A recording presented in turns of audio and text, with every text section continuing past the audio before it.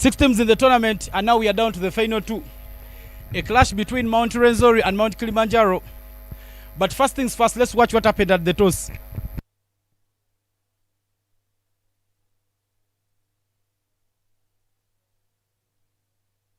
A qualifier 1, an eliminator, and a qualifier 2 came to an end today in the morning. And now down here we are to the final 2 teams in the tournament. It is Mt.Kilimanjaro who won the qualifier 1 yesterday, and Mt.Rwenzori who won the qualifier 2 that will be squaring off this afternoon. Robert Uli, the captain for Mt.Kilimanjaro, is here with me. Solomon Chigozirwama, the captain for Mt.Rwenzori, has come here. And we have the match umpire, Elizabeth Nakibule. We are here for the toss.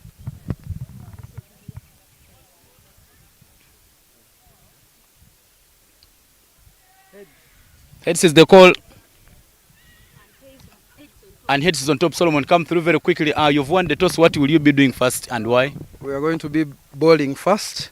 As usual, a very, very strong bowling side. I'm going to ask the guys for one final push. Try to limit them to below 100, and we will be good to go. In the morning, batting first worked out for you. Why have you taken a change despite having a very good bowling attack? Because I believe if you have a good bowling attack and you put runs on board, you can easily come out and defend them. We want to limit them this time round. My team has been giving up an extra 20 runs, so I want to limit them, not give them quite very many runs, and then come and try and chase them down. Any changes in the team? Yes, Hemant will be coming in, probably Harish as well, and yeah, just asking the guys one final push. All the best and go well. Thank you. Robert, if you had won the toss, what would you have done first and why? Actually, having lost the toss, we still his decision still favors us because we still wanted to bat first, like as usual. I think we are a better defending side than them, and I think we will still, if we are to set 150 on this ground, we'll still defend it. What do you hope to do better, looking at the way you were losing games in the second round of this tournament? Actually, batsmen weren't the partnerships weren't holding, and I think that's what we have to improve. Are there some changes in yesterday's team? No changes. All the best and go well. Okay, thank you. And that's the news coming from the center. Mt.Rwenzori has won the toss. This and is the opted first to ball, and it is Emmanuel Okwalinga bowling it to Robert Owili. It is the final of the East African Safari. This game live at the Florida Cricket Oval. 6 teams in this tournament, all picking the names from the different tournaments that we do have, from the different mountains that we do have in East Africa. A double round robin format in the group stages. In the end, a qualifier one between Mount Meru and Kilimanjaro. Kilimanjaro winning that one. An eliminator between Karisimbi and Rwenzori. Rwenzori winning that one. And a qualifier two earlier on today in the morning. And a 16 runs victory for Mt.Rwenzori to book a place and a date with Mt.Kilimanjaro. First ball of the final into the surface. It's down the leg and it's wides. Not a very good start there for Emmanuel Okwalinga. And you see the intent there from Robert Owele. Since that ball was going down the leg, he tried following it with his blade. But it is a dot ball to start off the innings. What a tournament we have here on the cards. Already runs on board. Robert Owele yet to find his hitting range. Good bowling there from Emmanuel Okwalinga. A little into the surface. And a bouncer of sorts to keep Robert Owele on the back foot and into the crease. Robert Owele opening the batting alongside Raymond Kagera. These two are also schoolmates formerly.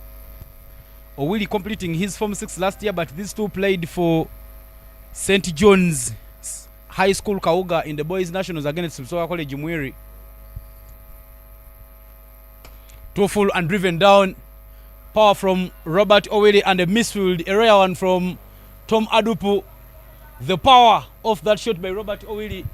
We'll see that one roll all the way to the boundary. What a batting display there from Robert Owele, breaking the shackles and picking up the first runs on board for Mt.Kilimanjaro.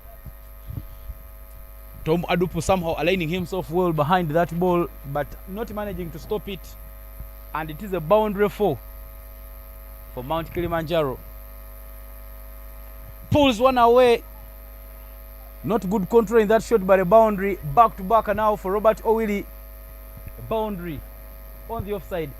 And a boundary past deep square leg. He's gone into the surface. Emmanuel Okwalinga. But Robert Owele picking up that one very nicely. And it is another boundary. Now the runs are flowing in the final. Robert Owele said they will be looking at 150 runs. Will be very, very defendable for them. And now here they are trying to make sure that they do find those runs early. Now Okwalinga on pressure. Those back-to-back boundaries have really kept him on the back foot. The only protection he is having on this pitch, the two fielders outside are Thadiman and Longo Off, who is standing at 45 yards. That is a much better line there from Okwalinga. Go pace off and just swing it through the line. He picks up a dot ball. Good adjustment there for him to try and make sure that he doesn't give anything away. Emmanuel Okwalinga. 9 already for no loss for Mt.Kilimanjaro. And Okwalinga now changing. He'll be bowling right arm over to Robert Owele. Again. There is an appeal. But that bat nowhere close. That ball nowhere close to the bat. And not upheld by the umpire. The two standing umpires, Jackie Nampamu standing alongside Nakivule Elizabeth to try and make sure that they see us through this interesting matchup. Now, one more ball remaining in the first over for the game. Emmanuel Okwalinga still finding that hard line and is still hitting it in the good areas. But this is the final of the East African Safari, and this is the inaugural edition. 6 teams with names that are picked from the different mountains in East Africa: Meru, Rwenzori, Satima, Kilimanjaro, Elgon, and Karisimbi. But now down to the final 2, Kilimanjaro and Rwenzori.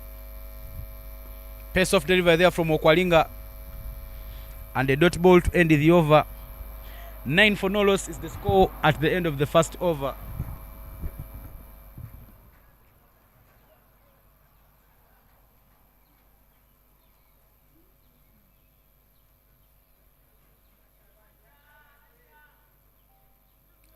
The playing 11 of both teams there: Mount Kilimanjaro, Adamu Uzaifa, Austin Mujuni, Hadad Chiberu, John Paul Waswa, Jovan Komagom, Peter Oshen, Okwalinga Emmanuels, Nathan Mupere, Raymond Kagera, Robert Owili, and Opejinimungu Joshua.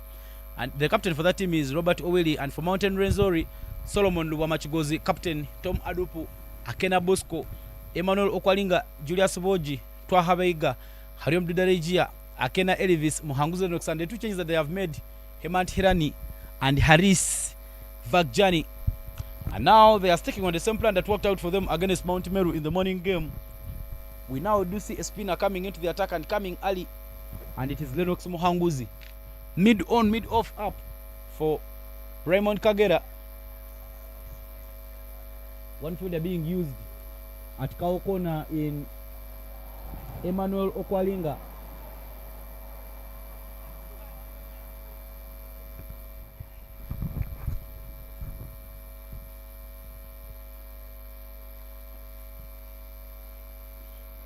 Here we go.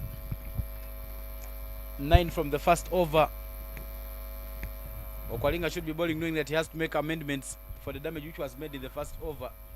Sorry, Lennox. Right into the block hole and the dot ball. A packed offside. Gale, backward point, cover.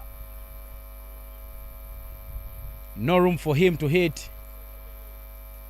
Because those balls sometimes are turning away, there is another fielder in place at short third man in Ivaigatwaha doing the protection role. A little quick there from Lennox and another dot ball. Good start. The first over went for 9. Now he has it in mind that he will have to bowl and not give away so many.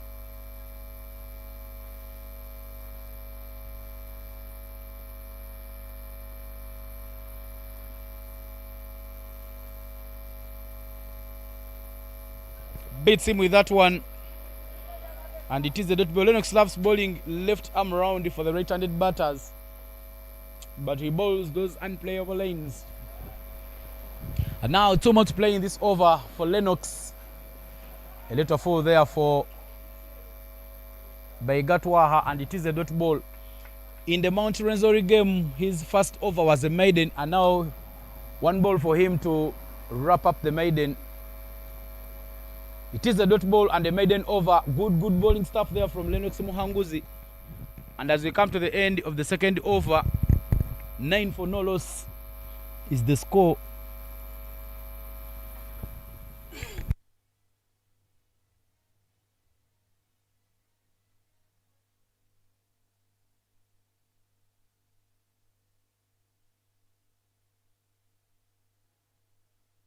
Raymond Kagera still on note after facing 6 balls, and Robert Owili has 8 of 6. The opening 2 batters, that man there right in your frame, Solomon Luwamachigozi, captain for the Mount Rwenzori team, a man who is so passionate about winning. His team lost so many games in the first round, but they bounced back in the second round, won and made sure that they finished 4th on the table. Came out and won the eliminator yesterday against Mountain Kilimanjaro. And now here they are for the finals. Bowling change right away for Mt.Rwenzori, and it is Tom Adupu. who is into the attack.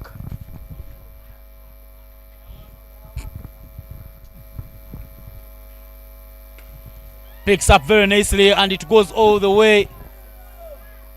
The power of Robert Owili as he picks up that maximum.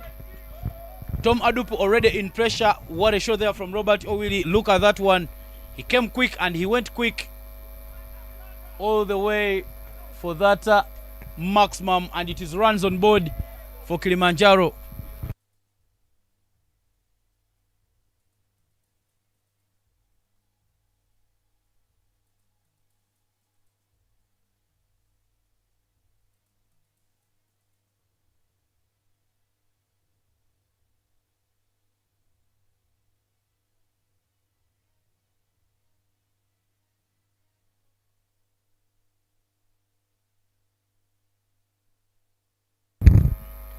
Again, Tom Adupu changes and he comes round, and Robert Owili says, no. I can still find my hitting range. And now back maximums here for Robert Owili. He came quick trying to look for that cross angle, but Robert Owili with quick arms. Robert Owili on Sunday scored a century for the Kigali Super Kings down in Rwanda, the Division 2. He was the leading running scorer in the recently concluded high performance camp at Entebbe, amassing runs at leisure, and now he continues finding his hitting range. Back maximums there for Robert Owili. He is already into the 20s.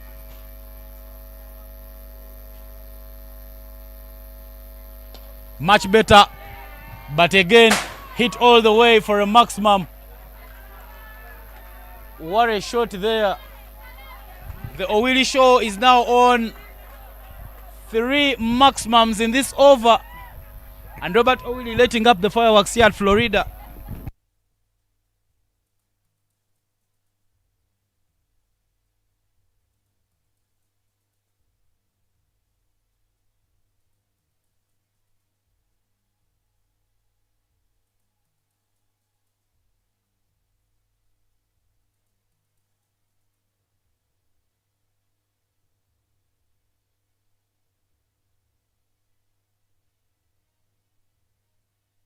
A little pace off there and a rare single.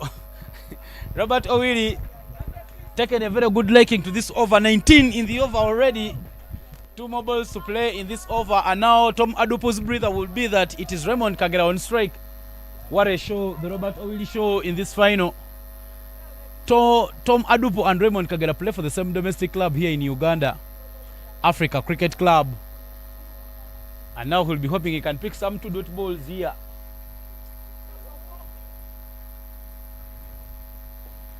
Hit straight to the fielder, run out chance. Not a very good throw there coming in from Bosco Akena, bringing back the danger man on strike. Owili already on 27 from just 10 balls.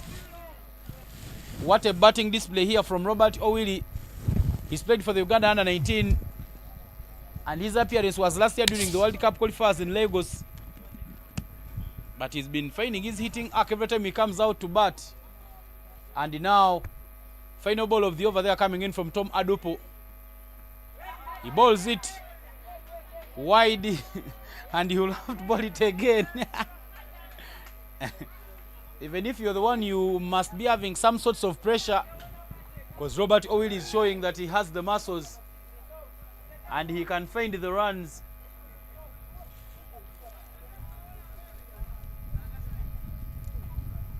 Long on and long off, both at the boundary, but Robert Owili says no problem, I can hit it over them. I'll be bowling it right arm over. The final ball, Tom Adupu. That is hit, and it is another maximum. It is the Owili show. He's on his hitting range and he's muscling balls around. Now into the 30s. What an expensive over there from Tom Adupu. 27 runs from his first over. But look at the way Robert Owili picks up that one, sending it all the way for a maximum. End of the third and the 36. It's really an annoying shot for a seamer. You come with too much pace and you hit over your head. But end of the over, 3 overs gone and 36 for no loss is the score.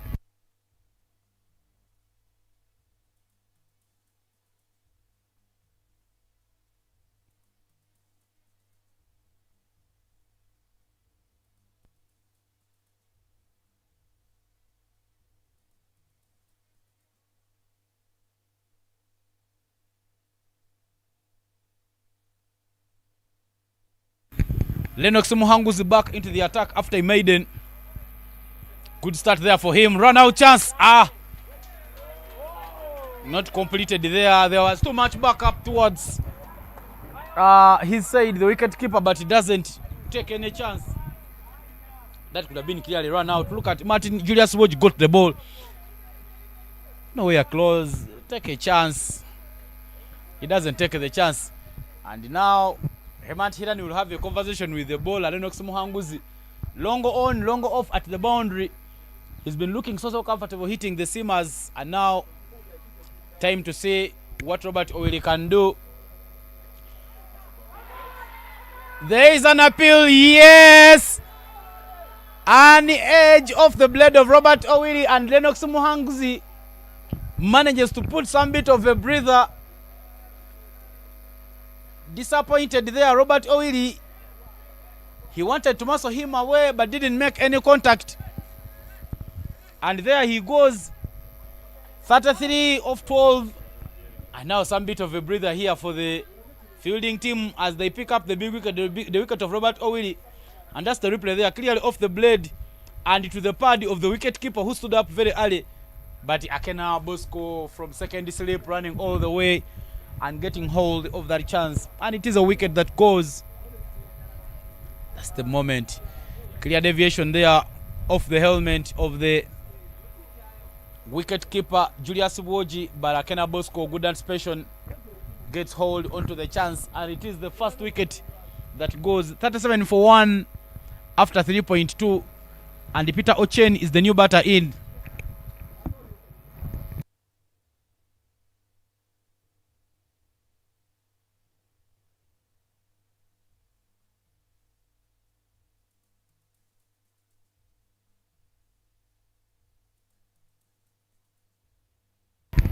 Peter Ochen back into the attack, but some bit of a breather and some dot balls there.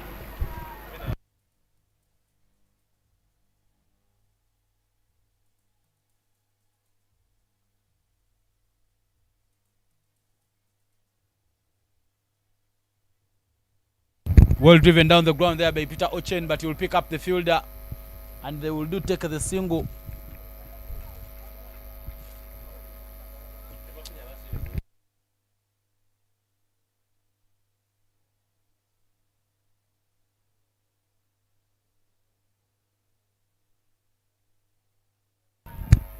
There is some appeal there of LBW, but not given by the umpire. And the rare dot ball.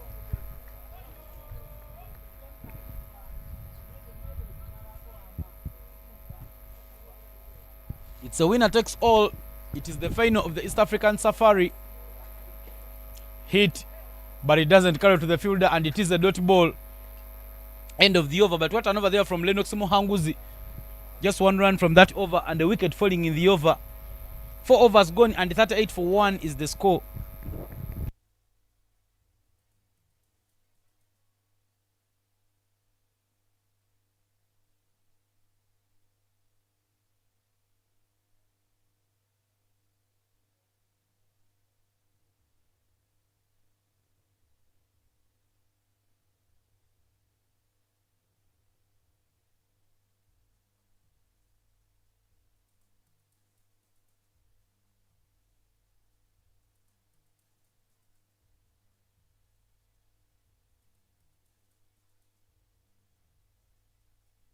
Some of the highlights there from the Robert Owili show. If you're just joining us now, make sure that you rewind your tape and enjoy some of those moments. But that's the wicket, that's the moment that got him out. Good athleticism there from Bosco Akena. And now we will see Haris Bagjani, the bowling change, replacing Tom Adupu. There has been change in the attack on the road end. He has that ball which swings back. Haris Bakjani, and you need to make sure that when you're bowling that ball which swings back, you have to make sure that the fielders you're using on the leg side are really very, very active fielders.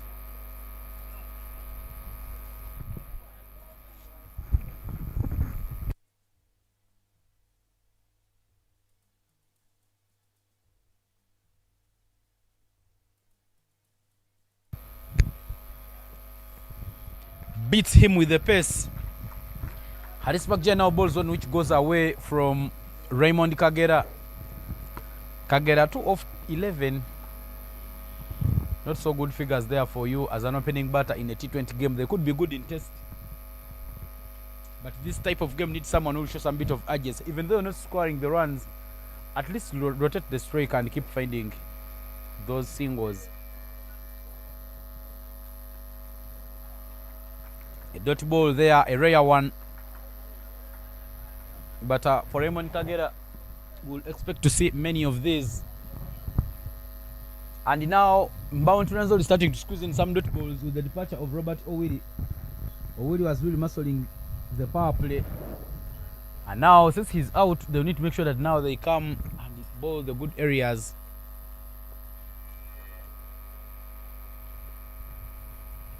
Down the leg, and it is a wide here and there, and down the leg for wides. Haris Bakjani.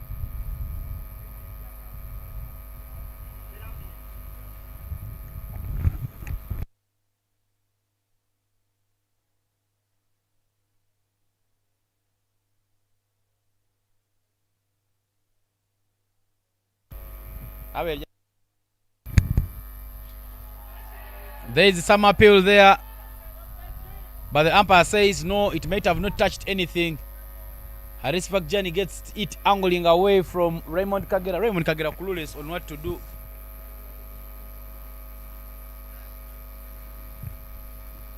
And it is another dot ball there for him. Oh, there might have been sound from that bat hitting the ground. Hence the appeal. Very, very good over there from Haris Bakjani. A single and a wide. 2 more balls to play in this over. If he can see it off with a wicket, that will be goldie dust for the Mt.Rwenzori players. But another dot ball there. 1 more to play in the over. Good comeback here from Mt.Rwenzori. As soon as they saw Robert Owiri falling, they knew that it was a chance for them to come and pick some dot balls and make sure that they curb on the damage.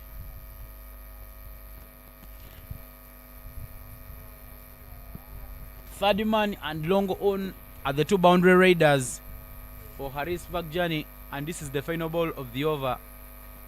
Full toss.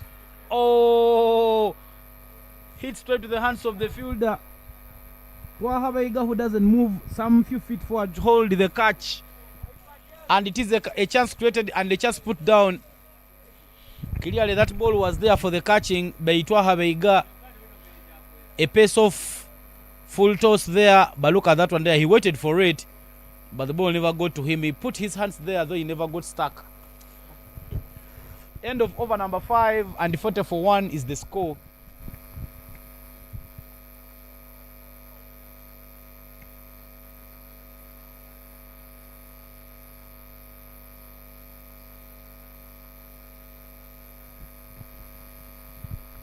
Lennox, he has a maiden. He's picked up the only wicket for Mt.Rwenzori. He's been goldie dust for the team, and he returns to bowl his 3rd over with a dot ball. This is the final over to end the power play. Longo on, longo off. Tom Adupu and Solomon Duwamachi goes both at the boundary. Beats him with a turn.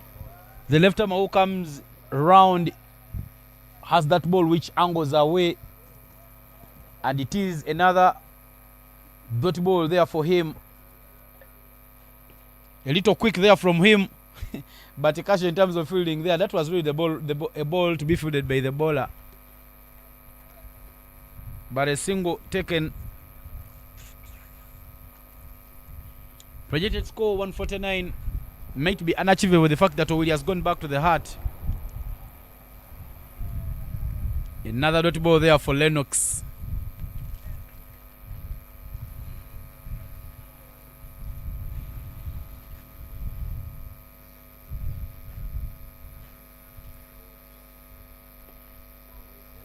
There was a chance of a catch there, caught and bowled, but not held by the bowler. And a single taken. Muhanguzi Lennox not putting the fight.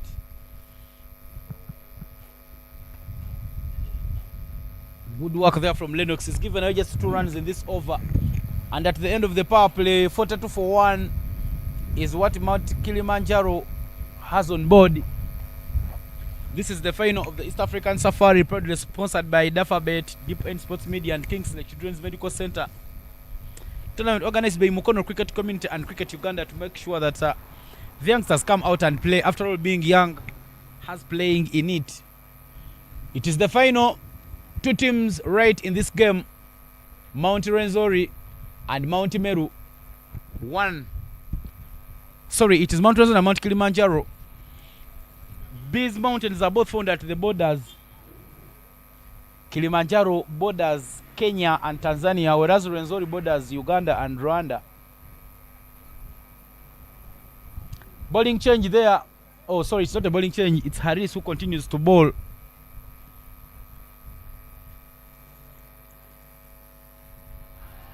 Beaten by the pace, and it is a dot ball.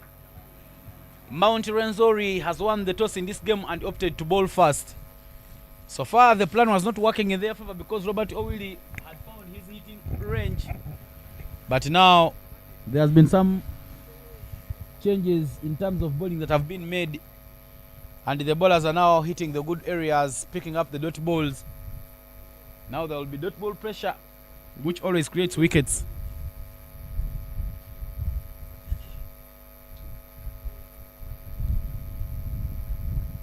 Outside of the tram lines, and it's called wide by the umpire. Harris trying to put that outside edge of the blade into play.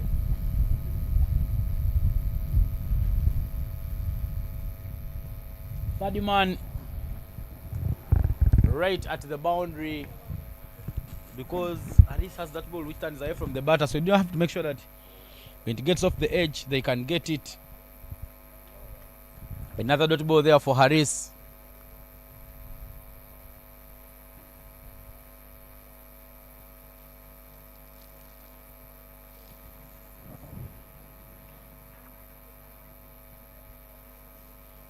A clear passage of play here for Mount Kilimanjaro. If they can keep scoring the runs and get to 130, their bowling attack gives them a chance. Down the leg, and it's wides. Struggling a bit to keep it within the areas. Vagjani Harris. It's the final of the East African Safari. 6 teams in the tournament. But here we come to the final 2.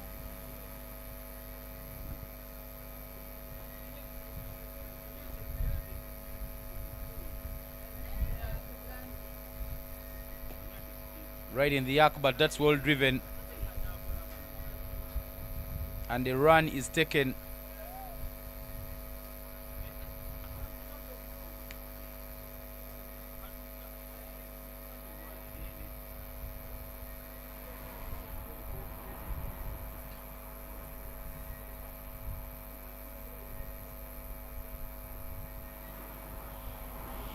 But Chen Peter still with work to do.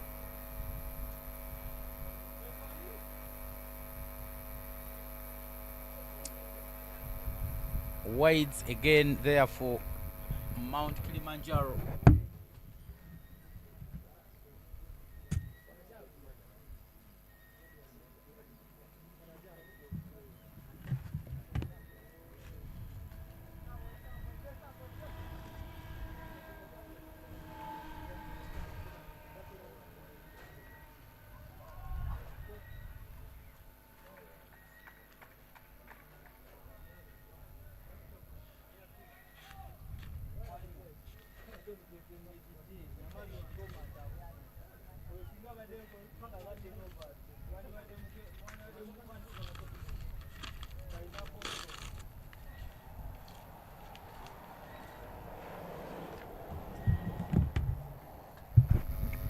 Gets some bat onto it, but good fielding there from Innocent Elvis Akena,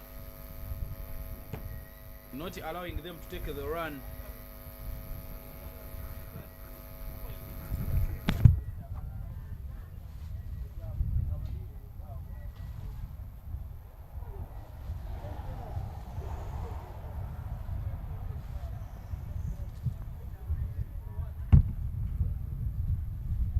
Final ball of the over, well driven down the ground, straight to Emmanuel Okwalinga at long off, and the end of the over.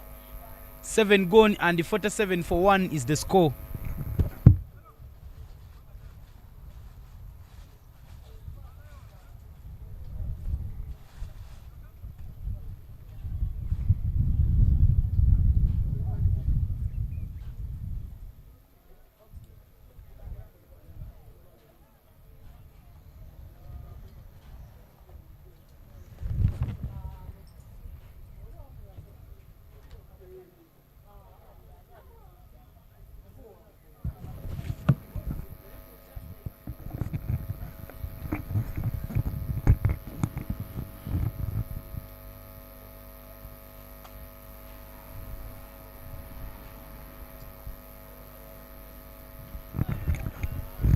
A full toss there from Lennox Muhanguzi as he comes back to bowl his final over.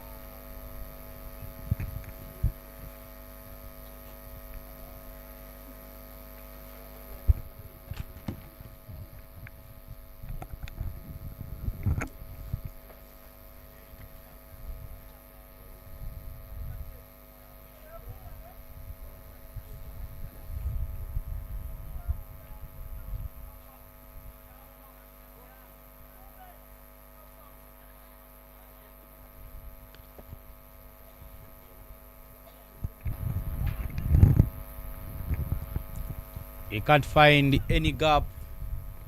Raymond Kagera.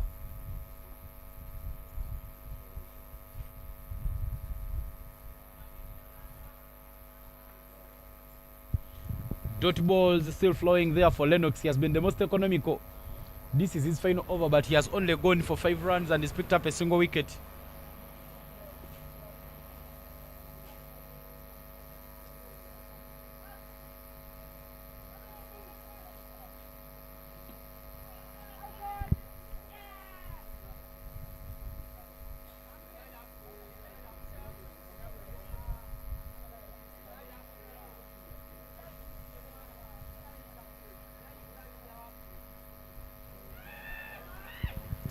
Straight to the hands of the fielder there, Peter Ochen, beaten by the pace, and he hits it to the point fielder in Haris Fagijani.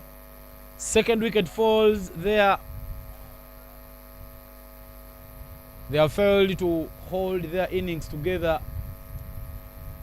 Peter Ochen, 5 of 12, and you see so many Adiababa faces there in their dugout because they know the work is not yet done. Beaten by the pace. A slower ball there coming in from Lennox Muhanguzi and hit straight to the hands of Haris Bagjani at point. It is the second wicket that goes, and 49 for 2 is the score.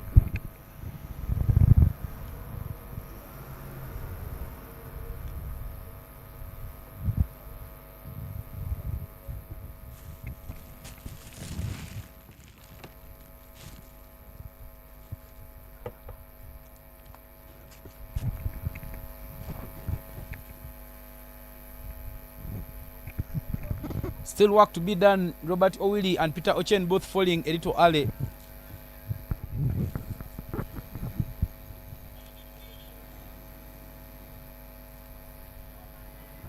We shall see a bowling change there coming in for Mt.Rwenzori, and it is the leading wicket taker for the tournament. 19 scalps for him, Hariom Dudareijia. Austin Mujin is the new batter in, but Hariom Dudareijia is now the bowling change, replacing Haris Bagjani. Hariom's father has come out today to watch this game. Gopal Dudareijia, he is right here with us in Mt.Konjeru. It's a ginger-based family, not so many kilometers away from here. But he's made sure that he comes around to see the magic that his son has been doing in this tournament. Dot ball there for Hariom.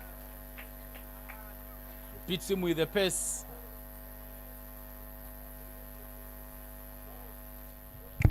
And his coach Raymond Kagera stuck in his crease. Picks up that one nicely. A little shot there from Hariom, but it picks up the fielder by Gatwaha. And it is a single.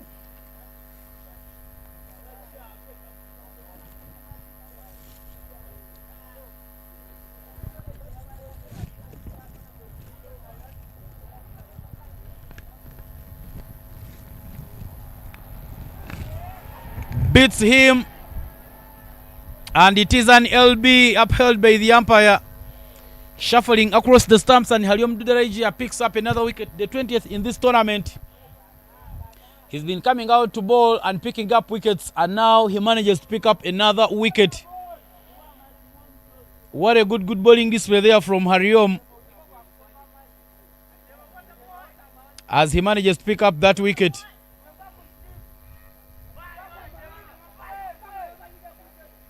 Shuffling across the stumps, Austin Mujuni, and not managing to hit that one away. Trapped LBW, and it is a wicket. Clearly plumb there, you see he shuffled the alley, thinking he would have gotten to the ball. And he doesn't manage to hit that one on. And now we see Collins Okwalinga make his way for Mt.Kilimanjaro.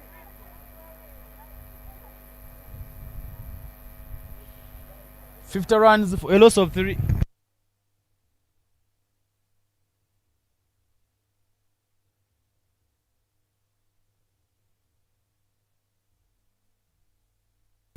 Austin Mujina has gone without disturbing the scorers. And the Okwalinga Collins makes his way to the crease. But still work to be done.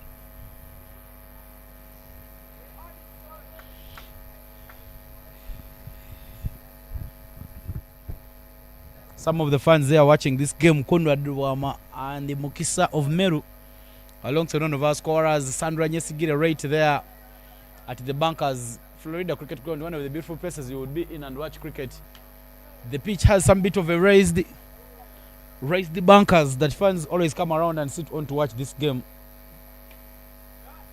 Struck that one powerfully, but it is a dot ball. Good fielding there from Hemanti Hirani.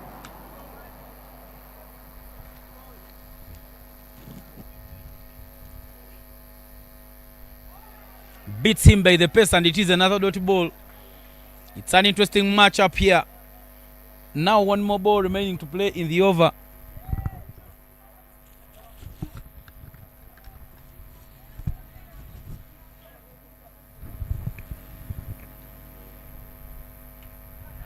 Caresses one through covers, and he will take the single, bringing us to the end of the 9th over with the scoreboard reading 51 for a loss of 3.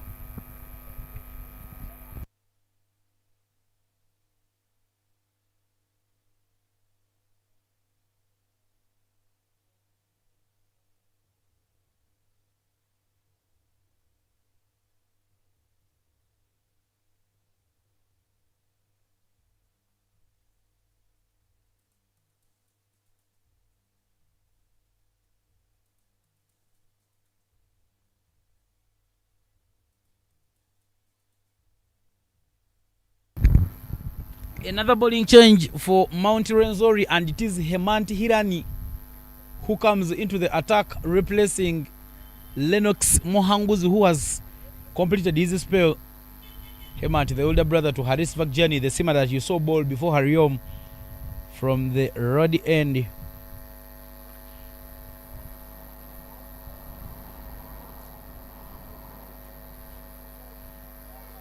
Turn and bounce, and it is a dot ball there. Good start for Hemanti Hirani. A little fall, but he's missed it, and another dot ball. Too flighted there from Mt.Rwenzori, but not hit.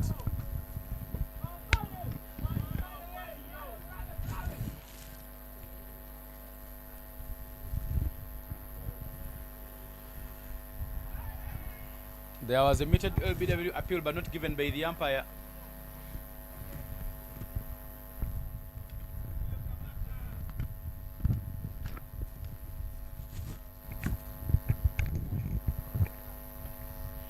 Get some timing. They are pushing quickly for the second, but Emmanuel calling one of the athletic players on the pitch. You might have a thought, but they don't take the extra run.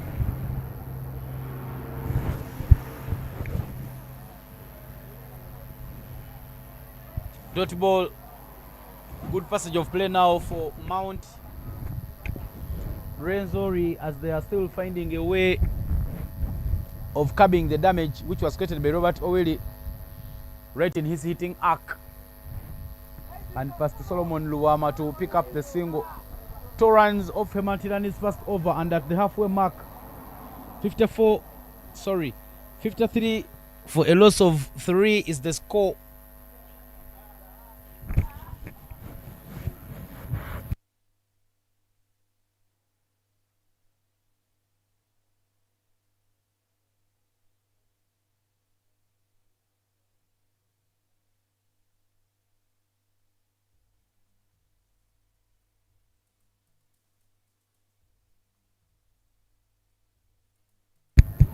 Hariom Dudarejia back into the attack for Mt.Rwenzori. He picked up a wicket in his first over and he went for just 2 runs, and on his return he picks up a dot ball.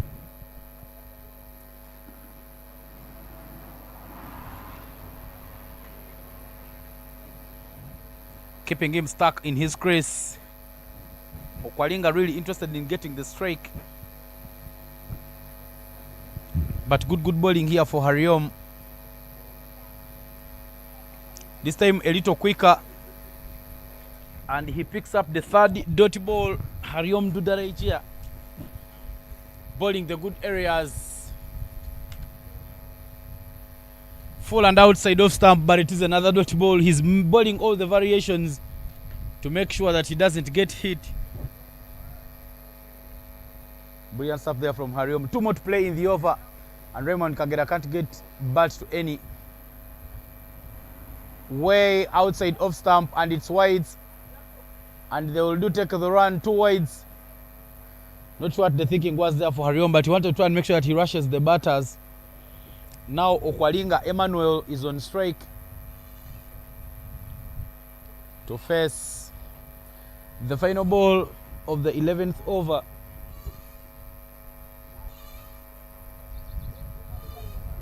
It is the final between Mt.Kilimanjaro and Mt.Rwenzori. And this game broadcasting live from the Florida Cricket Oval. Shimmy down the track, but is beaten by the turn. And it is another dot ball from Hariom. 1 more to play in the over.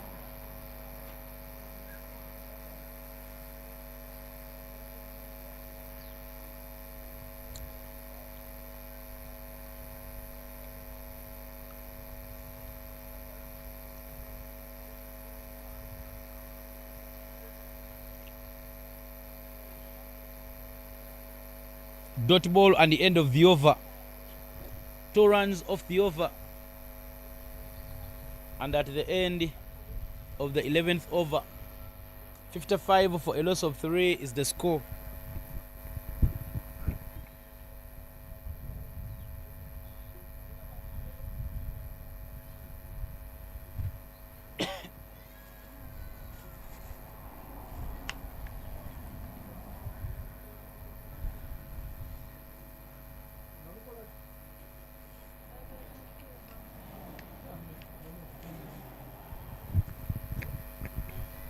It is a quiet passage of play right now for Mt.Kilimanjaro. Hemant Hirani back into the attack. Starts off with the dot ball. 2 runs off his first over, and now he returns to bowl his second over.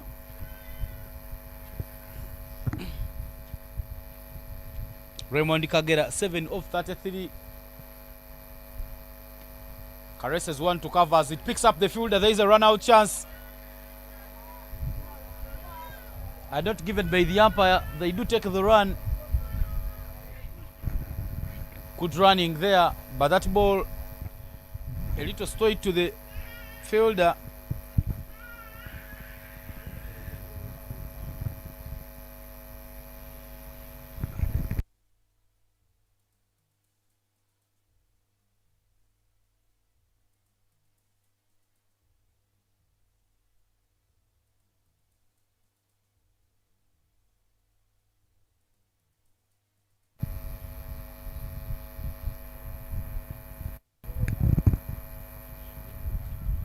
.56 for a loss of 3 is now the score.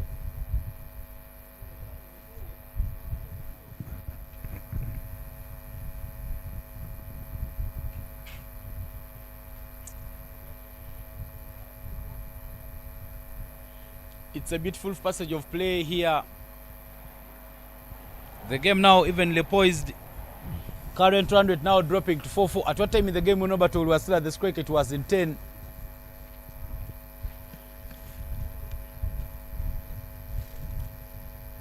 He goes, nearly got it to the hands of the fielder, but it will roll all the way to the boundary. No effort there coming in from Tom Adupu.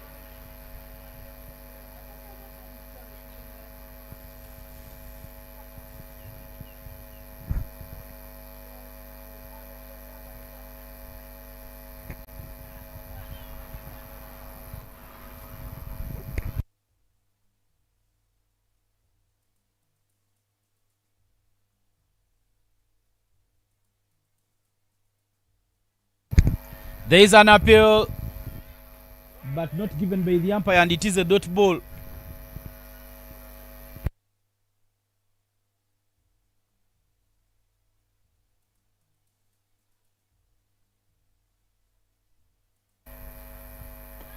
Full toss, but it's picked up on it very nicely, and a glorious on drive to pick up another boundary.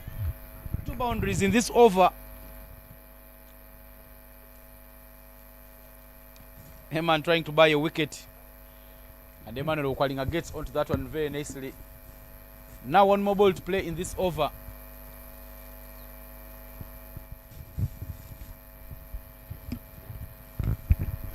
Hits it up in the air and it goes all the way. It is a maximum to end the over. 70 for 3 is now the score after 12 overs. The game still evenly poised between Mt.Kilimanjaro and Mt.Rwenzori.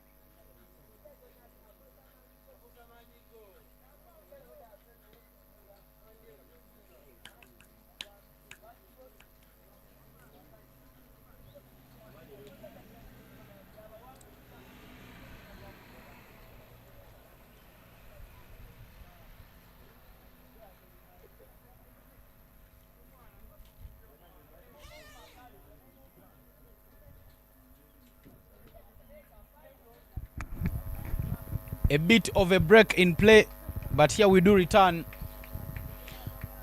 Hope you enjoyed those highlights right in your frame. 12 for no loss. Sorry, 70 for 3 is the score after 12 overs. And Hariom will be returning to ball for Mt.Kilimanjaro. Sorry, for Mt.Rwenzori. Starts with one a little wide from the batter, but it is a dot ball for Hariom. He has so far bowled 2 overs, picked up a single wicket. And he's gone for only 4 runs. Hit up in the air, but it will land safe. No power there from Raymond Kagera, well hitting that shot. And it falls short of Bosco Akena. Bringing back Colin Okwalinga on strike. Colin Okwalinga has 16 off 13. He has been somehow finding his hitting range. He goes, but he manages the Skyer. Running around it, Hemant Hirani doesn't get onto the ball, and it is an opportunity created by Okwalinga and not taken.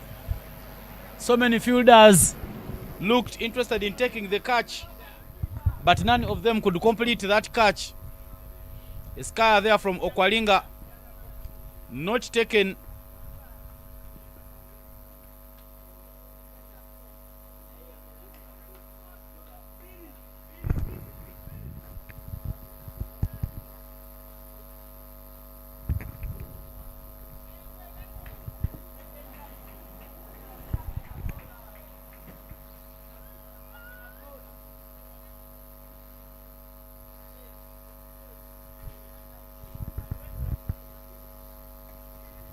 Guided to covers, and the misfield gives them a chance to take the run.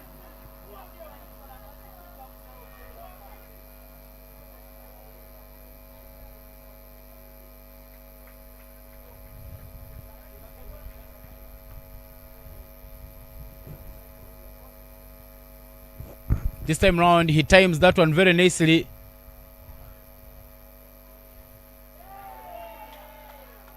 Some good fielding there from Baiga. But it is a boundary upheld by the umpire. He stepped outside of the boundary lines.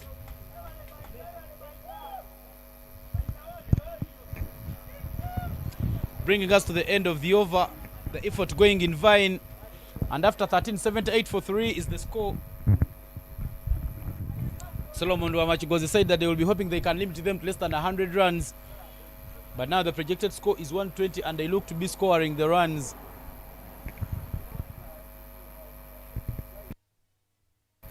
Hemant Hirani back in the attack.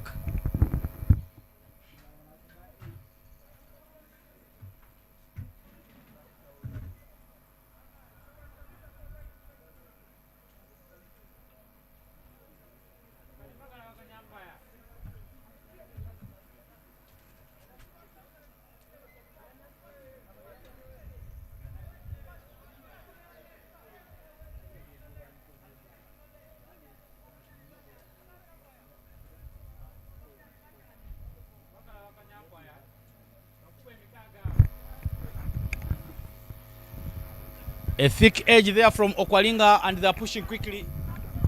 They will return and pick up the second run.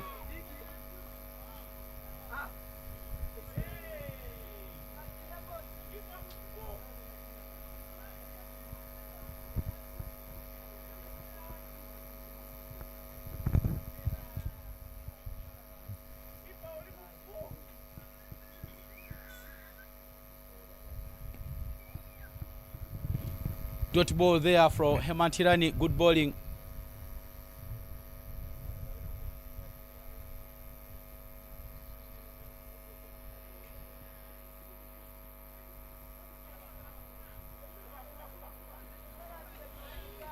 They are still finding the runs.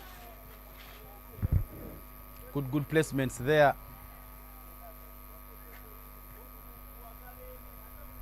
As they keep rotating.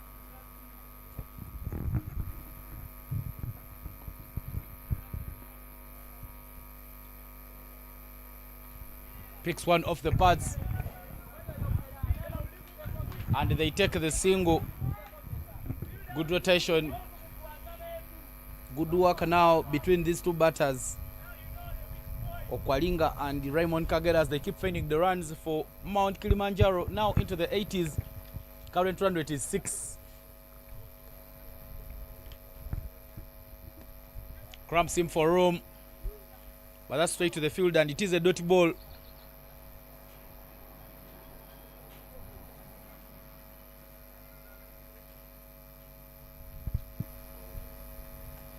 Lane is into the shot and hits it backward of the square for 4 more. And the boundary brings the over to an end. Okwalinga starting to pick back. Picks up another boundary. It's leaning down and leaning into that shot there. And guiding it its way to the boundary. 86 for 3 is the score after 14 overs.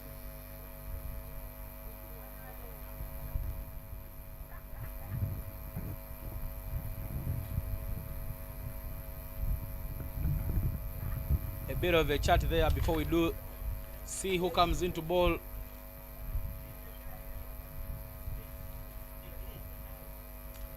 For Mt.Rwenzori,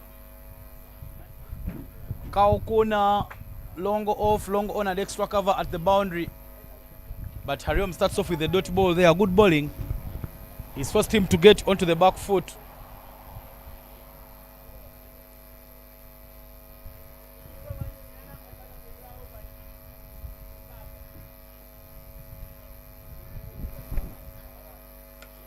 Gets down on one knee and hits that one into the vacant area, and Raymond Kagera picks up a boundary. Copy and post of sorts. He's copying what Okwalinga has been doing and just pasting it well. Now the game starting to run away from Mt.Rwenzori because the batters are finding their hitting arc and hitting ranges, and they are now finding the runs. That ball just passing in between of two fielders, and there are more changes being made in the field. Deep square leg being introduced.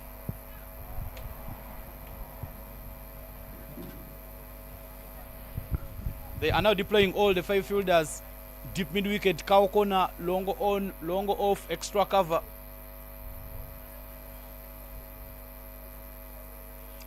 Full toss and not punished. It is a dot ball.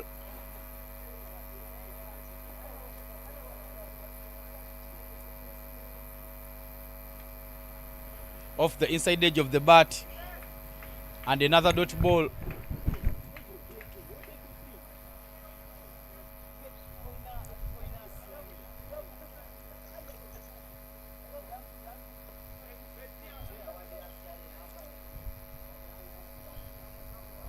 Two wide there from the batter.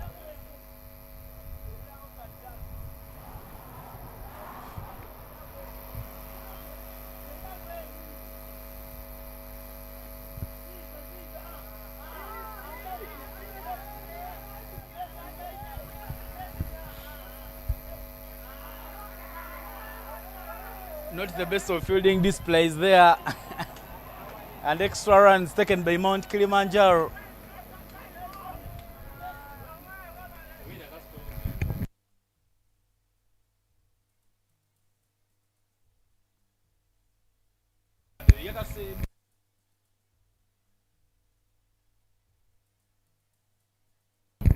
Final ball of the over and final ball of the Haram spell. Karasta throw covers, and they will take the single. Bring us the end of the over number 15 with 94 for a loss of 3 is what the board reads.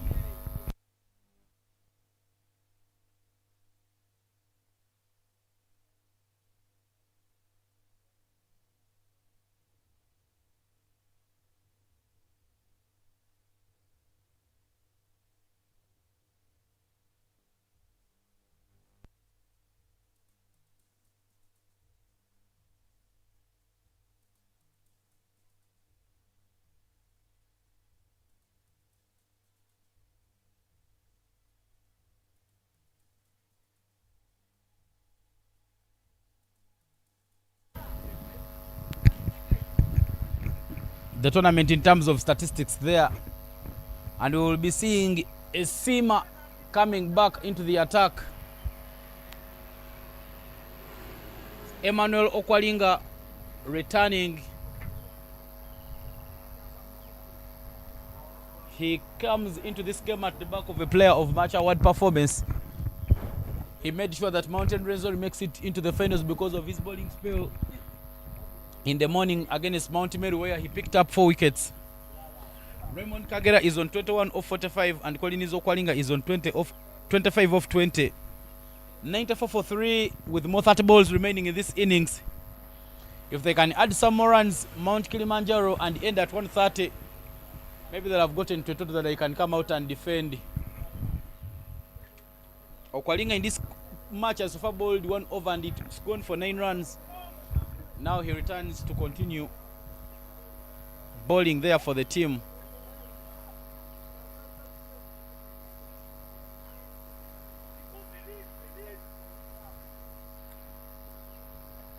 Hits up in the air, straight to the fielder. Solomon Chigozirubwama takes that. And the celebration there. The man who spent some time in the Birmingham, UK, stylish in his approach, UK style, picks up that catch, and it is the 4th wicket that goes. A little calm and composed. That was bowled right into the surface.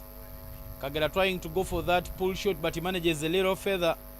And look at that man there. He takes the catch, throws the ball away, and continues with the celebrations.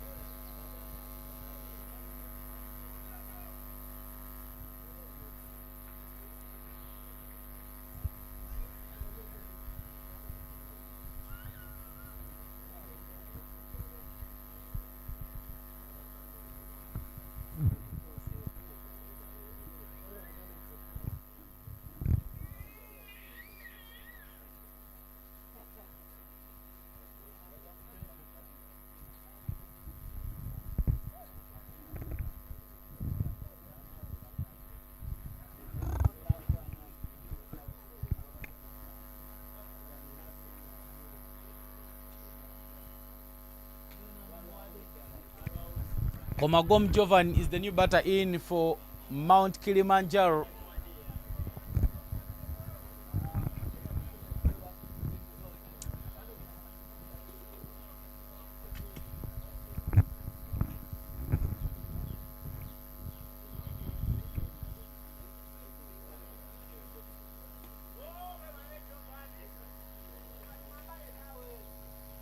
Dot ball there to Komagom Jovan. Projected score 124. And now Mt.Rwenzori should be planning over getting that wicket of Collins Okwalinga because he's held the other side firm. 25 off 20. If you do get his wicket, you stand a very big chance of picking up a result from this match. Slices one away, Jovan Komagom. And it goes all the way to the boundary. Bounced into the surface. And he picks it up very nicely, sending it to the boundary to pick up a welcoming boundary.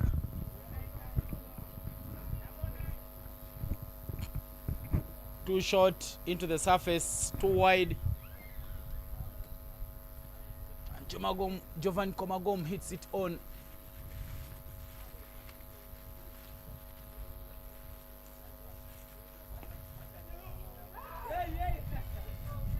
Right in his fall through, he could have held onto that one and gets Jovan caught and ball, but he doesn't get hold onto it.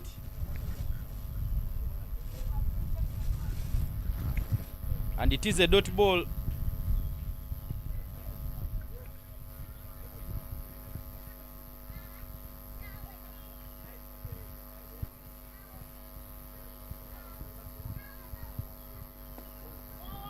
Down the ground, and a good placement there from Jovan Komagom to pick up another single.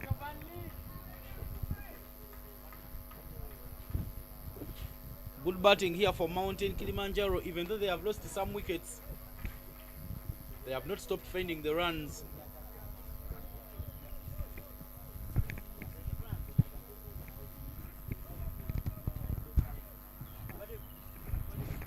This is the final ball of the 16th over. called wide, and the wide will bring up 100 runs as the team total for the batting team, Mount Kilimanjaro.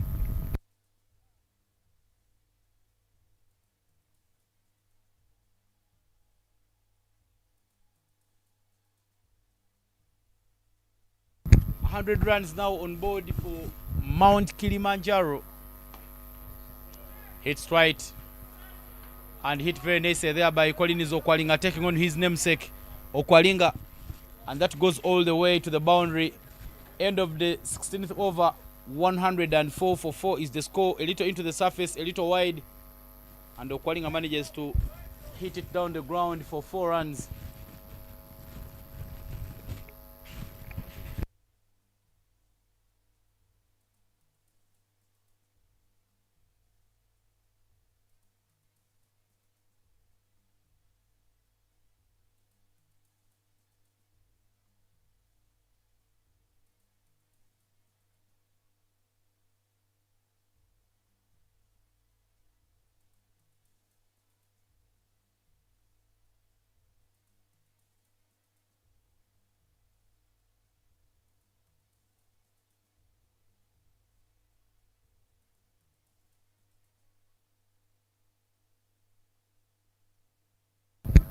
Bosco Akena into the attack. 104 for 4. Work to do there for Bosco Akena, but he doesn't manage to stop that one. And the single is taken. Still milking the runs here, Mount Kilimanjaro.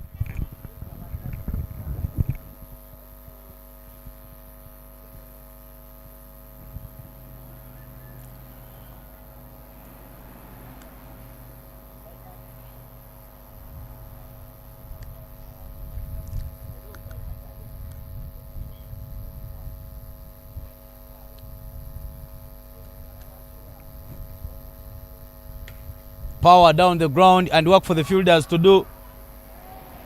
Good fielding there from Tom Adopo, saving that boundary. But because it's somebody it, they do take the double.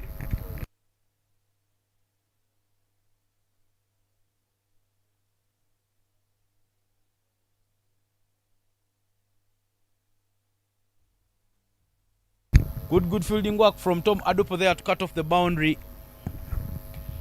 He goes, and this time all the way, it is a maximum. Picks up on it very nicely. And Emmanuel Okwalinga scores a maximum there for Mount Kilimanjaro. He's getting down on one knee and he picks up on the length very nicely and sends it all the way to the boundary for a maximum.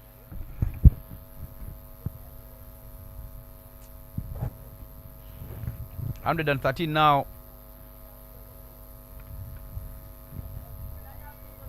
Much better there from Okwaling, from Akena.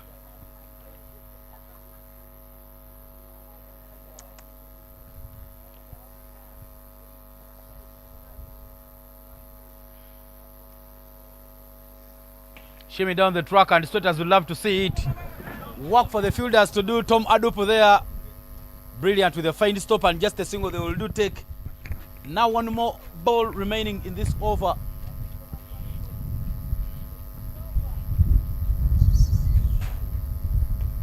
Inside out shot.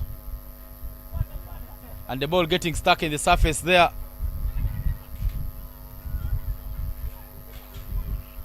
Taking a bit of time to throw that one, Emmanuel Okwalinga. And they do take on his arm. Bringing us to the end of this over. 116 for 4 is the score after 17 overs. Some easy runs being considered in the infield by Mt.Rwenzori. They had done valiantly well, but now the game's starting to run away from them. Every time the teams get to 100 runs, you can quickly continue finding the runs and end up winning the game. So you need to make sure that you do work on that damage.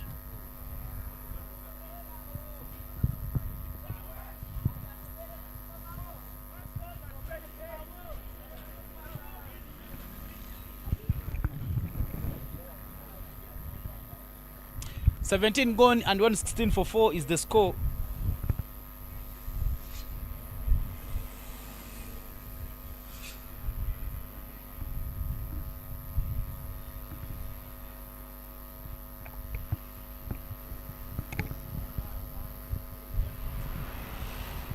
Adupu Tom returning into the attack for Mt.Rwenzori.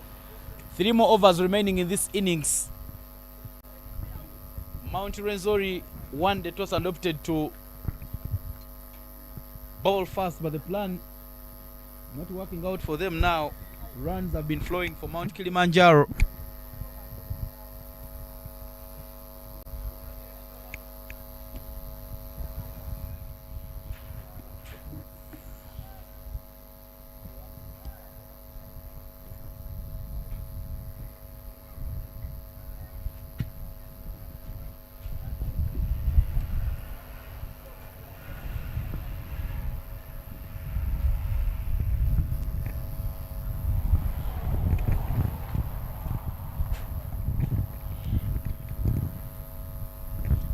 Cow corner, long on, long off, extra cover, all at the boundary. Coming round. Hit up in the air. There is a fielder, Collins Okwalinga. He does take the catch. And he dismisses his namesake. Sorry, it is Emmanuel Okwalinga who takes the catch to see off Collins Okwalinga. 38 off 26 for Collins Okwalinga, but he has done the damage already. He's been finding his hitting range and he's been scoring the runs, but that calm composure there from his namesake will give them the wicket. The 50th one goes after 17.1 overs, with the scoreboard still reading 116.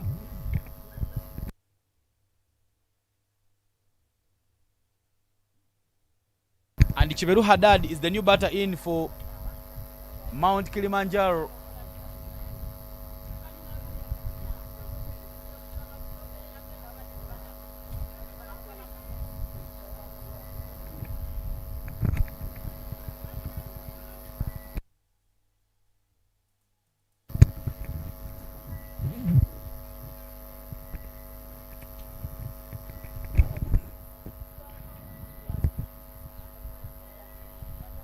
$116, a few of the fans who have come around to watch this game.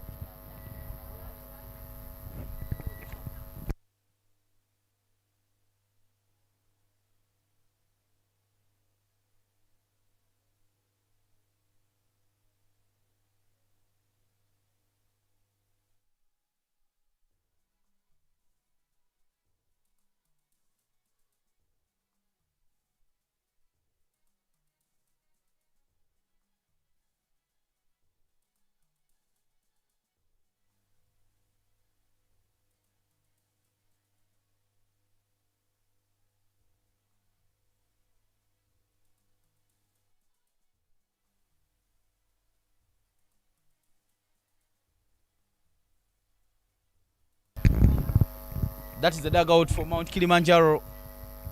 Not so happy because runs have not flown the way they would have wished. Creamed away. And work to do there for Lennox. Good fielding there, cutting off the boundary, but they will take the double. But there is still work to do for Mt.Rwenzori. They are conceding so many easy runs. And later, these runs will come back to haunt them when they come down to chase.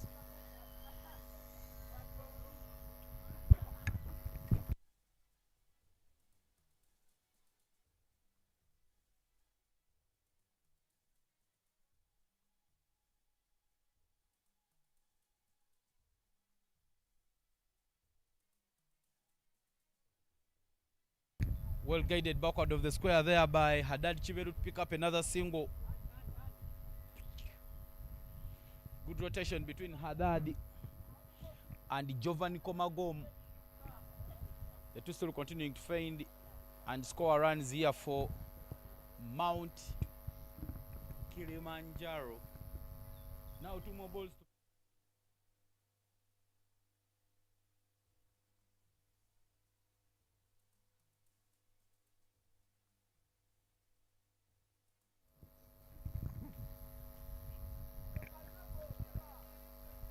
Dot ball there for Tom Adupu, going for that hard length into the surface, and he picks up the dot ball. Good bowling display there for him.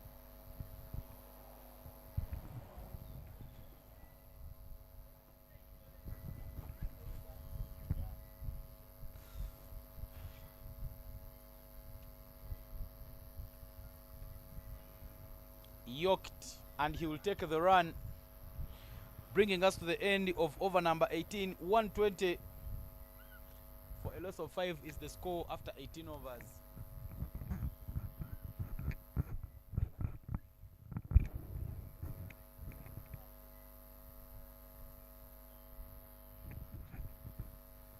This is the final of the East African Safari between Mt.Rwenzori and Mt.Kilimanjaro. Mt.Rwenzori has won the toss and opted to bowl first.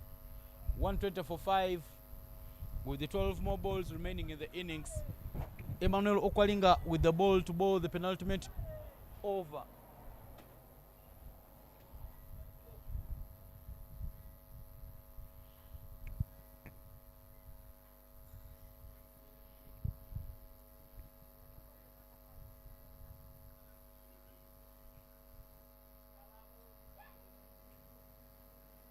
Full ball, and there is a no ball call from the umpire above the waist, no ball, and a free hit to come the way of Jovan Komagom.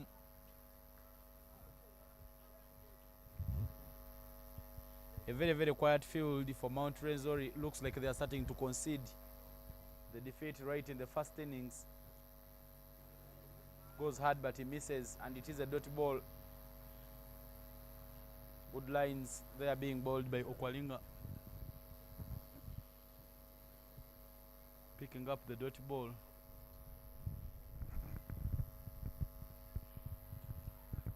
Poor glove work there from the wicket keeper Julius Boji, and the batter will push for the second run because they know Solomon has a shoulder issue.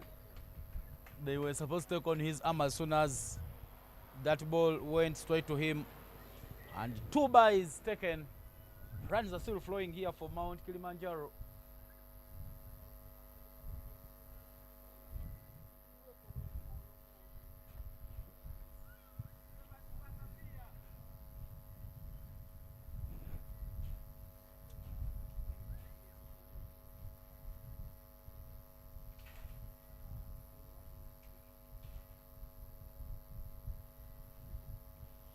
He's stepping away from the line of the ball, so what Collins is doing is to make sure that the ball keeps following him.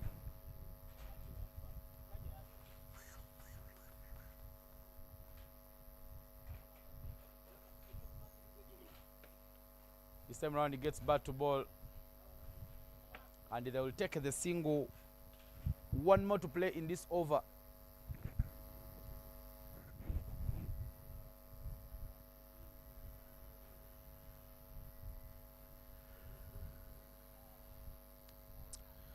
Down to the leg, and it's a wide.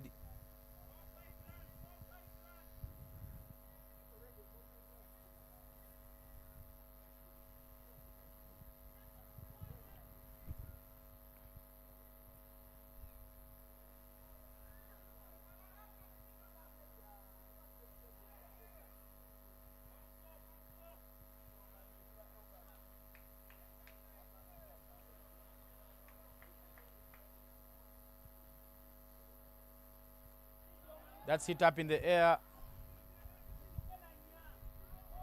and they are pushing quickly for the second run. Good running, and they will take the double, bring us to the end of the 19th over. 128 for a loss of 5 is what the scoreboard reads after 19 overs. More 6 balls remaining in this innings.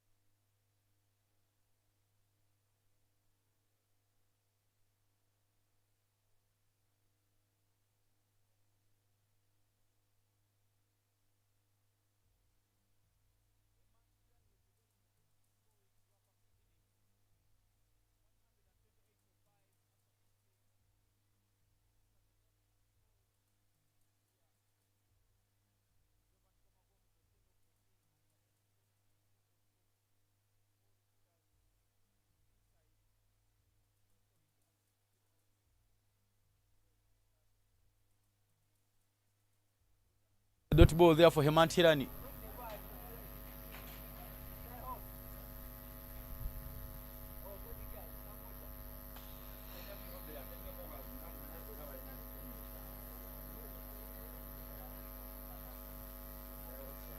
Back dots. 4 more in the innings.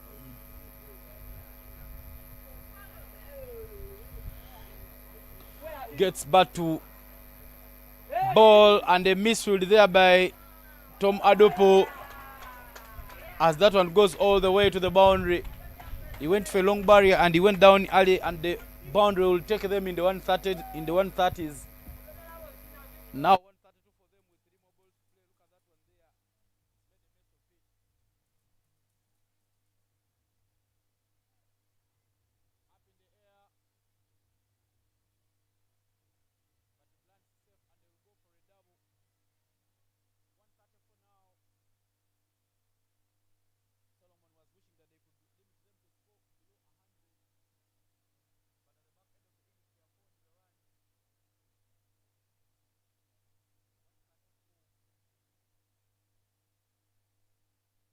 But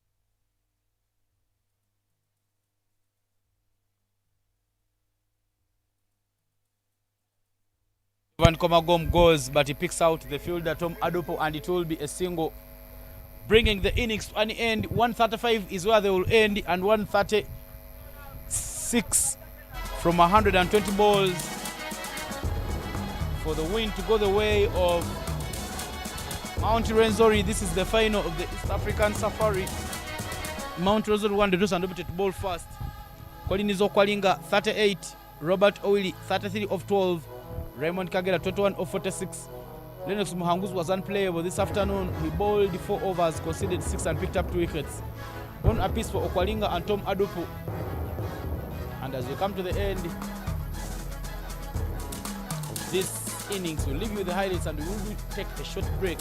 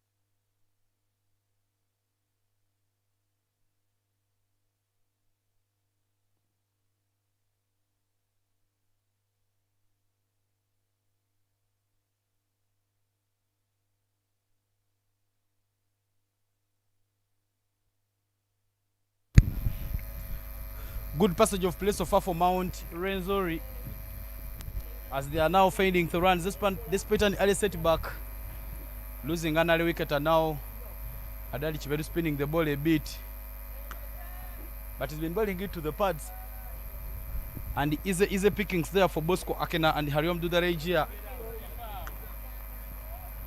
as these two trying to make sure they get Mt.Rwenzori into the runs. That one full and outside off stump, but straight to the fielder, and a dot ball, bringing us to the end of over number 2 with the scoreboard reading 12 for 1 after 2 overs.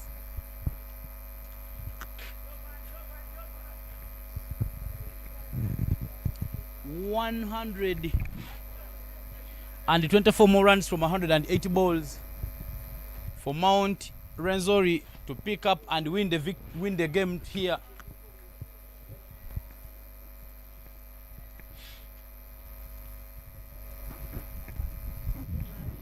Jovan Komagom back into the attack. He gave away 4 runs in his first over. Picked up a wicket in that over, and now he is returning to bowl the second.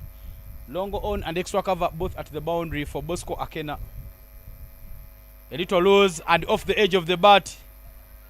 It is a catch that is taken. Another wicket there taken.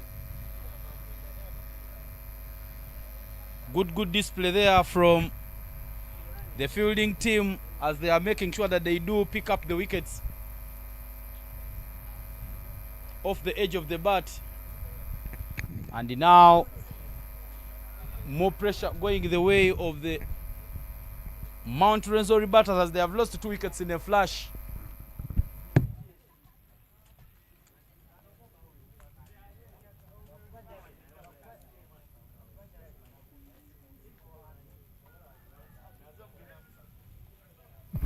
Hemant Hirani now makes his way to the crease, but still work to be done by Mt.Rwenzori if they pick up this win.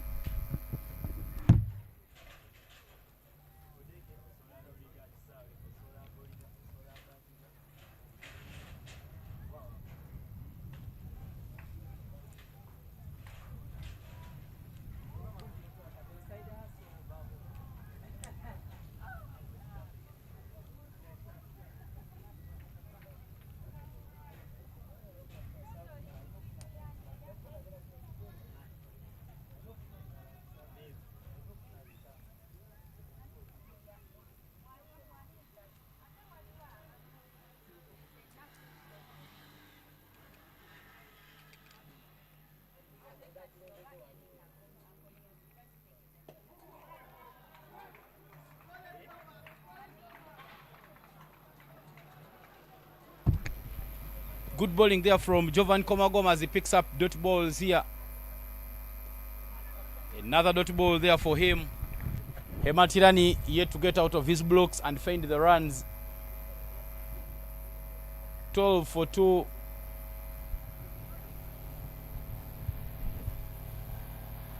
Now he goes, and that goes all the way. Picks up on it very nicely, and it is a maximum. A little tossed up by Jovan Komagom and hit all the way over long off for a maximum. He's picked up very nicely on that one, Hemant Hirani, and he's scored a maximum for his side. He goes again, but it will find the field at extra cover, and they will take the single. Good rotation of strike now. 1 more to play in this over by Jovan Komagom.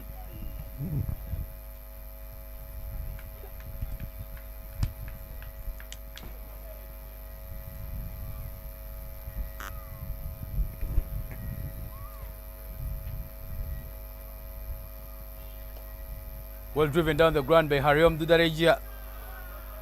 Squares the fielders, and the midfield gives them a chance of picking up the second run, bringing the over to an end. 21 for 2 is now the score after 3 overs.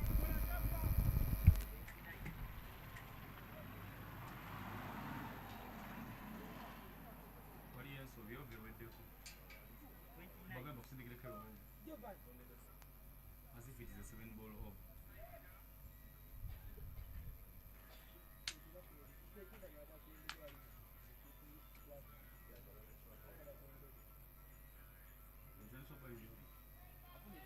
Kambagambirewo.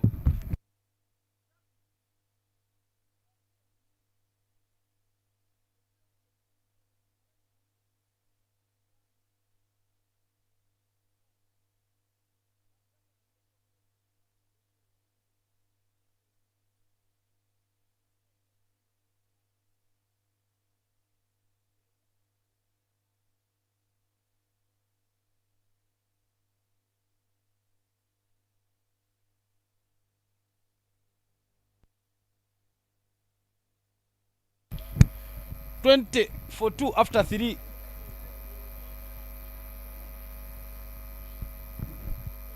And a bowling change there.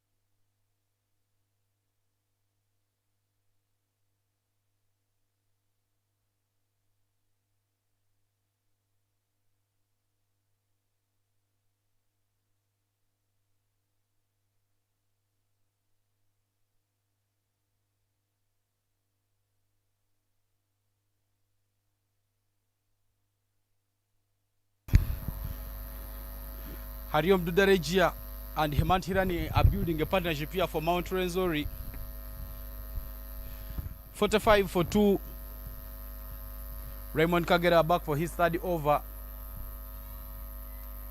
A little wide and hit away. Chance for them to pick 2 runs. Good running. And they do pick up 2. Good rotation of strike between these two as they keep finding runs for Mt.Rwenzori. It is a winner takes it all.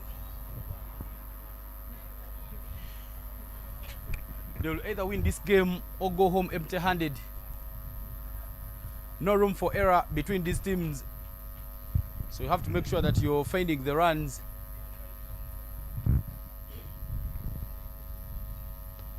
Slaps one away. And the extra cover fielder does the work. Just a single they will do take. But they are finding the runs. 48 now on board for Mt.Rwenzori. And this is the final ball of the over from Jovan Komagom. He goes. Does he pick up the fielder? Yes. Hariom Dudarejia tries to go hard, but he picks up the fielder in Peter Ochen. And it is the 3rd wicket that goes for Mt.Rwenzori. 48-3 as Hariom Dudarejia departs. 9 of 14 for him. He wanted to pick up on the length. Made a shim down the track and made full access, but not enough power from his shot. Finds the waiting Peter Ochen at longo on. And it is the 3rd wicket that goes. That wicket will bring us to the end of over number 8. 48-3 is the score.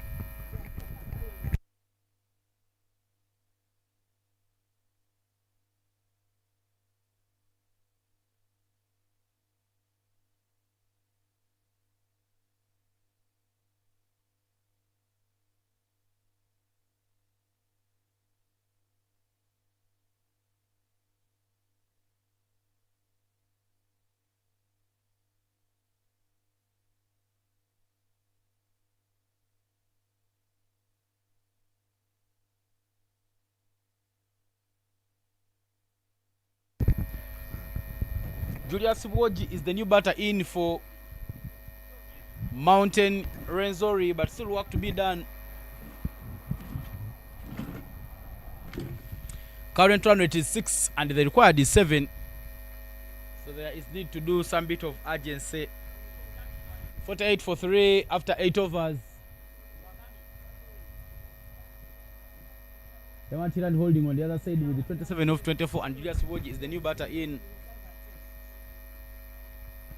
Now a pace bowler brought into the attack, and it is Collins Okwalinga, the experienced man, who comes into the attack. Fine leg, 3rd man, extra cover, and long off both at the boundary for OC.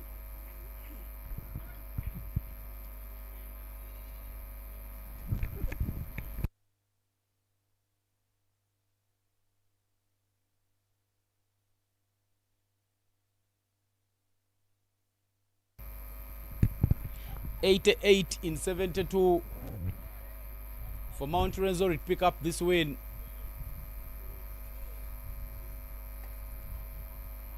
Keeping him in his crease. And it is a dot ball there for Collins Okwalinga to start off this bowling attack.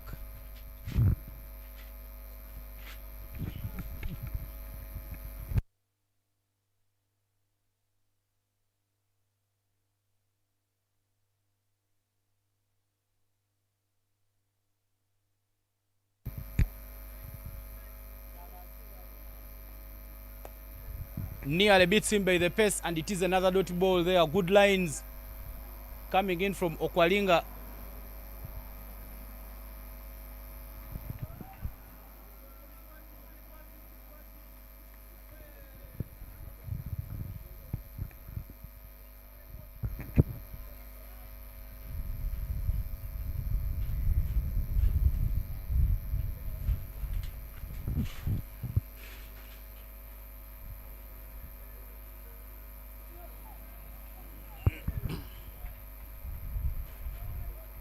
a little wide there from him, and it is another dot ball.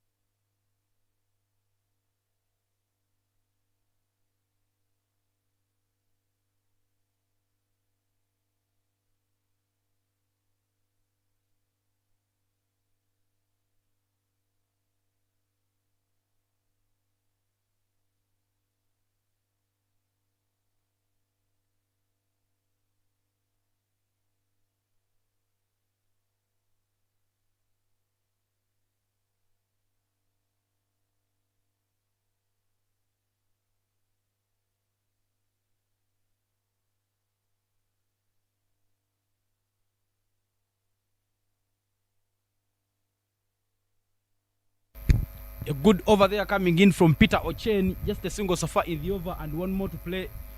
But the 50 runs came up on board in the previous over. And now 83 more runs needed in 61 balls. 31 of 32 for Hemant Hirani. He knows for his team to pick up this result, he'll have to bat through the entire innings. Long on and long off both at the boundary. He makes a shimmy down the track, but he doesn't make contact, and it is a dot ball there from Peter Ochen. What a fine over there from Peter. Just one run in the over. And at the halfway mark after 10 overs, 53 for 3 is the score. 83 more runs needed in 60 balls for Mt.Rwenzori to pick up the win and clinch the inaugural edition of the East African Safari. But Mt.Kilimanjaro also doing the nitty-gritty work, making sure that they do not give away the game easy.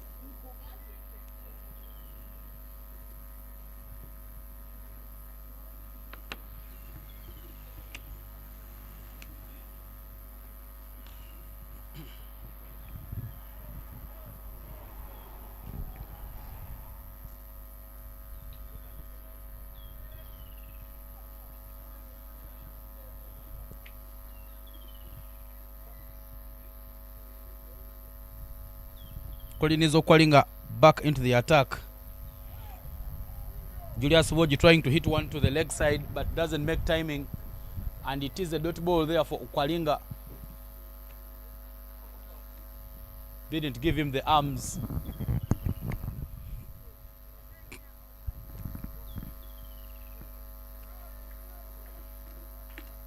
A very much needed dot ball there for Okwalinga to pick up in this passage of play.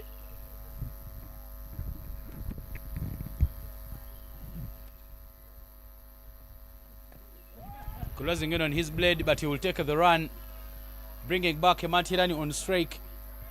And that was the plan there for him to make sure that you find the single and bring Hemant on strike, because Hemant has been finding his hitting arc.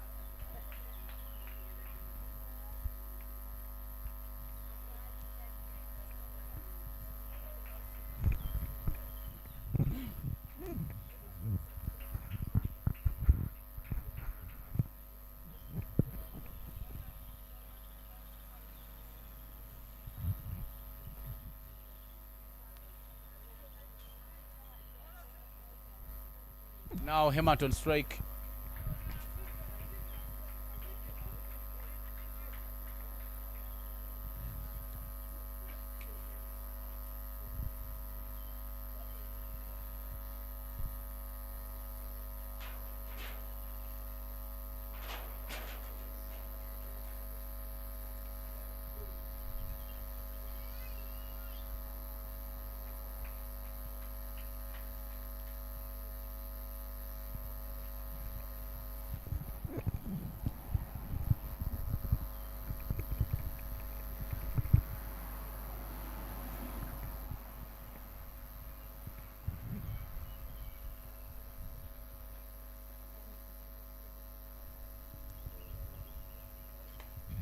Creams one away and a misfield there.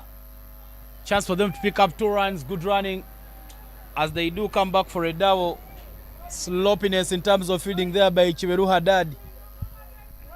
The ball has been following him throughout the entire innings. And now the second run is taken. Hemant Hirani holding tight on his end. He just needing some bit of support from the other end. They still have Emmanuel Okwalinga, Elvis Akena, and their captain Solomon Wamachigozu, who can find the runs. But they will be thinking of getting close to 100 runs before the end of the 15th over.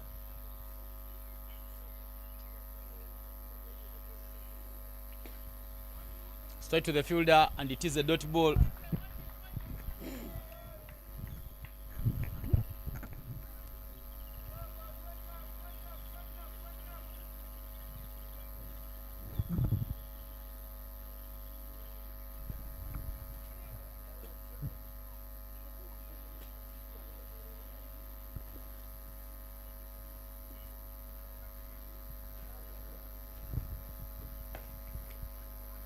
Down the ground, but it is a dot ball again. Good bowling here for Emmanuel Okwalinga. He has so far bowled 1.5 overs and he has conceded only 7 runs. This is the final ball of his second over and the 11th in the game.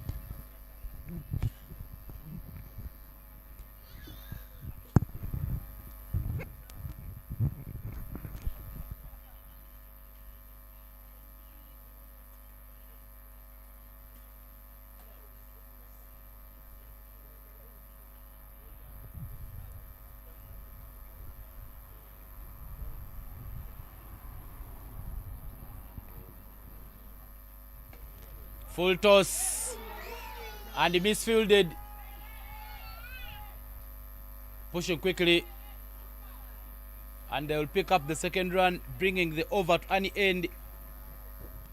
58 for 3 is the score and more 78 are needed from 56 balls.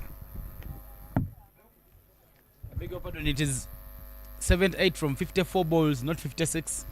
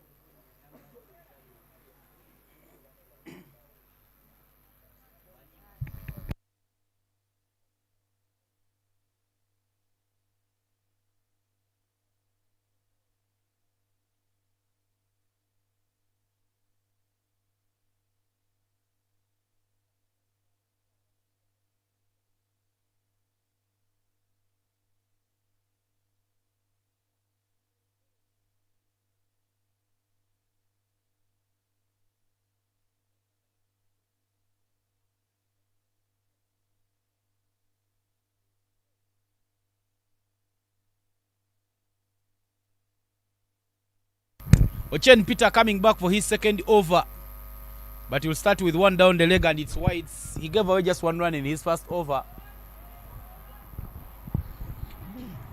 but clearly not maintaining that good line there from him.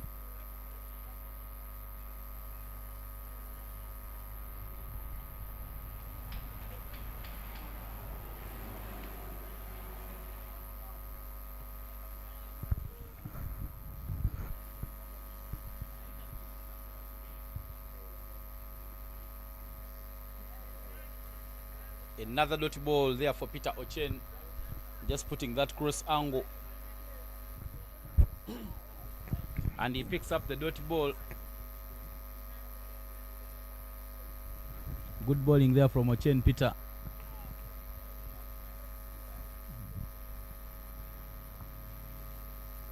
$59 for 3, more 77 needed in 53 balls. Boji slicing his batter instead of just opening it up and tapping it a little to find that gap behind near the wicket keeper, and it is a dot ball for Ochen Peter.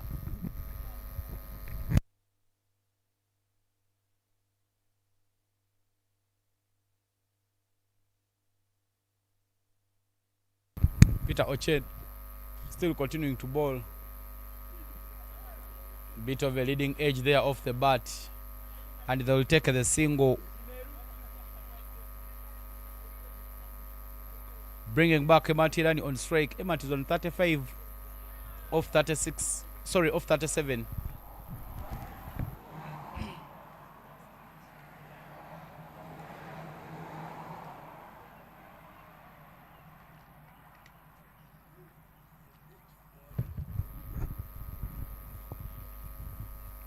Longo on and longo off are both at the boundary plus extra cover for Mt.Rwenzori. There is another field at fine leg because of that cross angle being bowled by Peter Ochen. He can easily be hit backward of the square.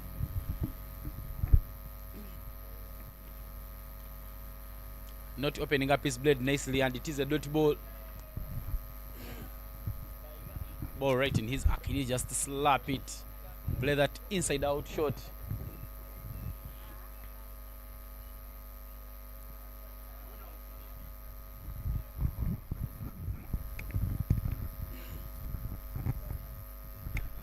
2 more balls are remaining in this over.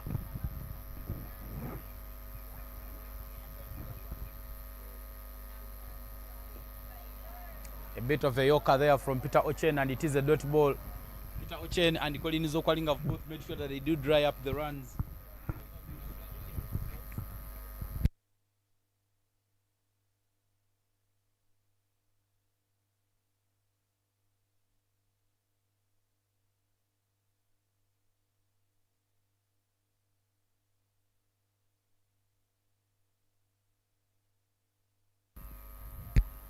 Final ball of the over there from Peter Ochen. And it is a dot ball. End of the 12th over, and 60 for 3 is the score. The current run rate is 5 and the required is 9. Right now, Mt.Rwenzori will be looking for an over to target. If they had found the runs, they had gotten some bit of a winning streak. But now the game starting to run away from them as they can no longer find the runs.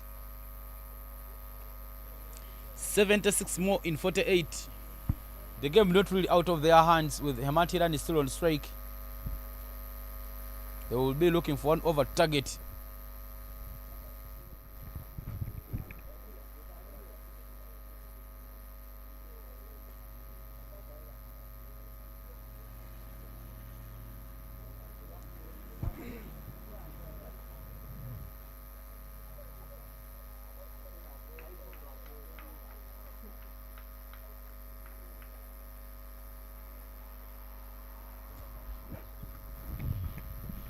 Collins Okwalinga back into the attacked ball. He started over 9 of his first 2 wicketless, but very, very economical.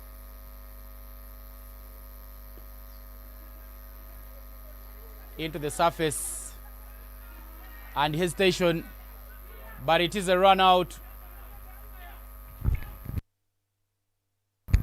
Julius Uboji colliding with his partner in the attempt of taking that run, and in the end it is a run out.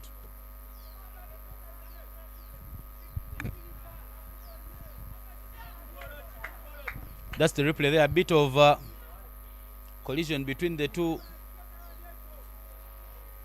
Yes, removing the bells in quick time. Austin Mujuni. They were hesitant, but you see that blade there as they collided. His bat hanging in the air as those bells are removed. Emmanuel Okwalinga is the new batter in, but still work to be done. Current run rate 4, required 7. 76 from 49 needed for the win.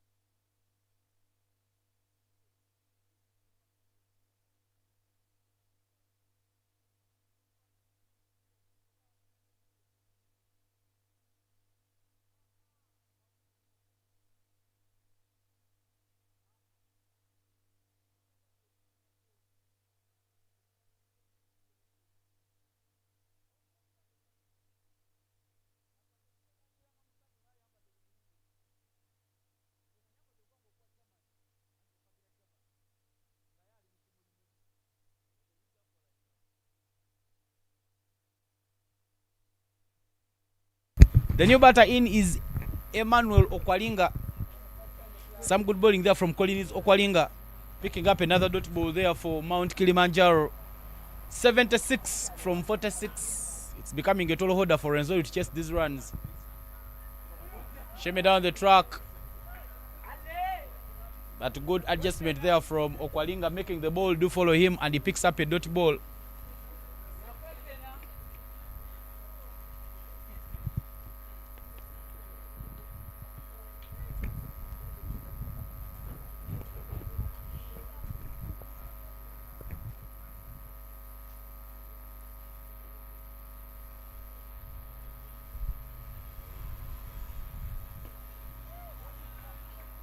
into the gap and another single taken.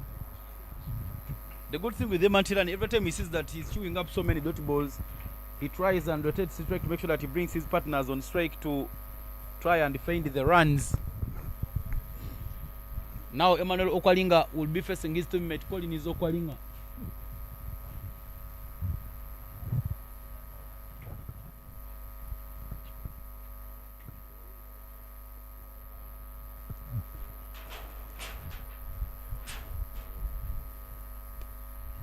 Gotten off the hip very nicely and into the gap for a single. Brilliant batting there from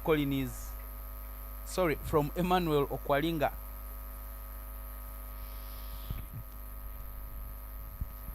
.74 of 43, one more to play in this over.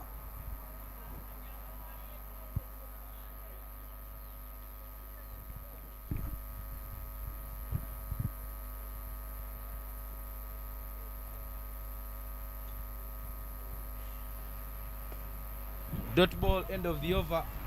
13 gone and there is a misfield there to give them the single. And after 13 overs, 63 for a loss of 4 is the score.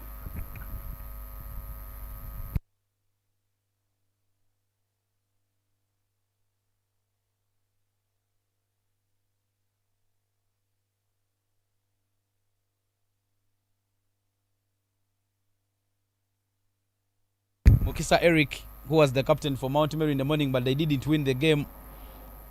They're enjoying some bit of the dub. The game might be moving in his favor because he lost to Rwenzori, so he doesn't want them to win, and the current passage of play doesn't give them a chance. Current run rate 4, required 10. You don't want it to look like that because you'll be looking for a big over to target, and it doesn't really look like Mt.Kilimanjaro will be bowling a birdie over here. 73 more needed from 7 overs, and Peter Ochen is back into the attack.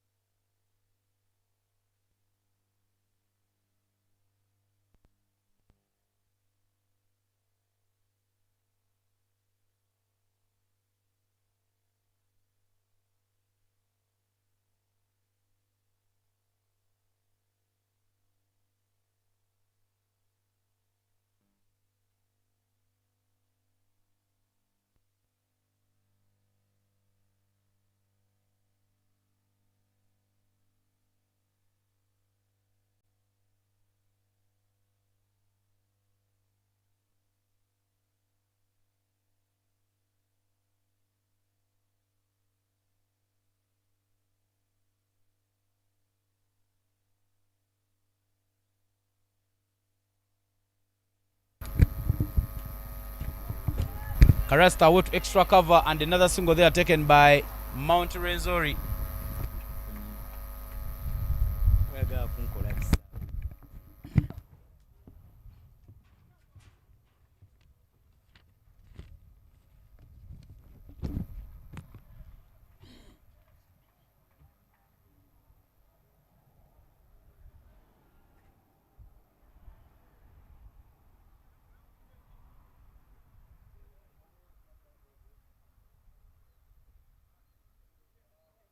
More wides down the leg there by Peter Ochen.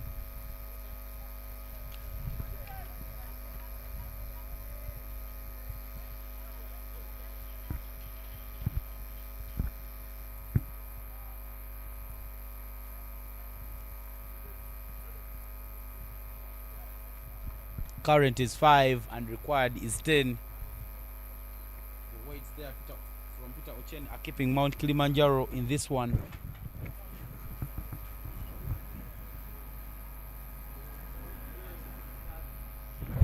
Off the hip, and it didn't carry to the fielder. John Paul Waswa not getting hold onto that chance, and a run taken right under his watch.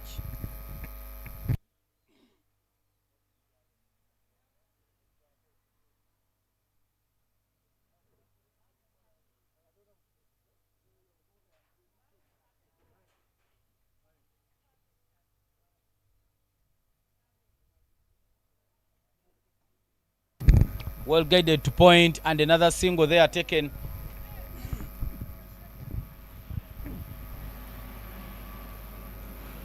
Good rotation of strike between Hemant Hirani and Okwalinga Emmanuel, but now they need to make sure that they find some boundaries to keep the game close. The runs have been stuck in the 60s. A few boundaries here and there, I can see them jump up a bit.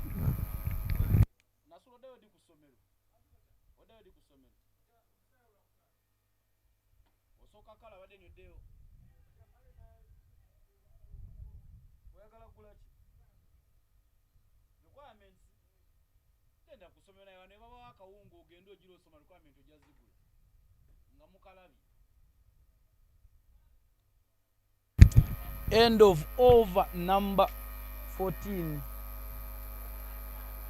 and 69 for 4 is what Mt.Rwenzori has.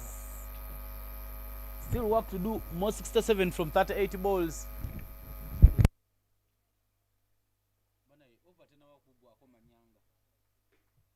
Sorry, it is not yet an over. One more ball to play in this over. Peter Chen returning with the dot ball there.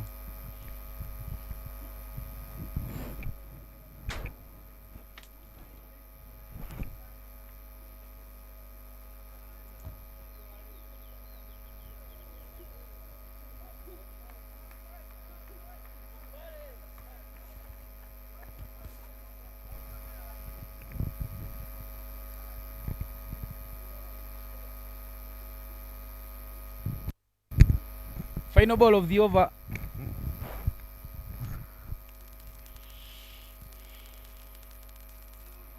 And it is a dot ball. 14 gone and 69 for 4 is the score.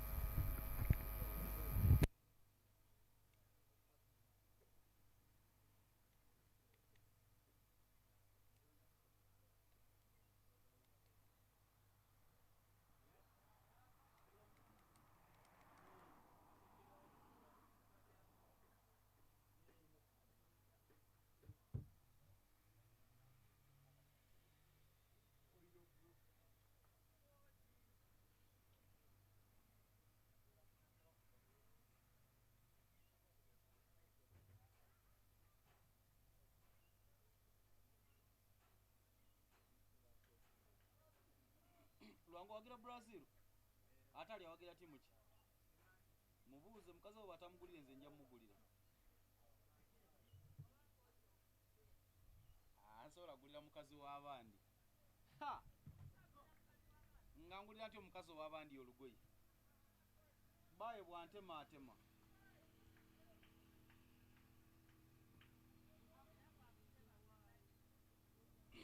fenali ekubo nze nkyali mwana muto sinazaala kubalongo sha.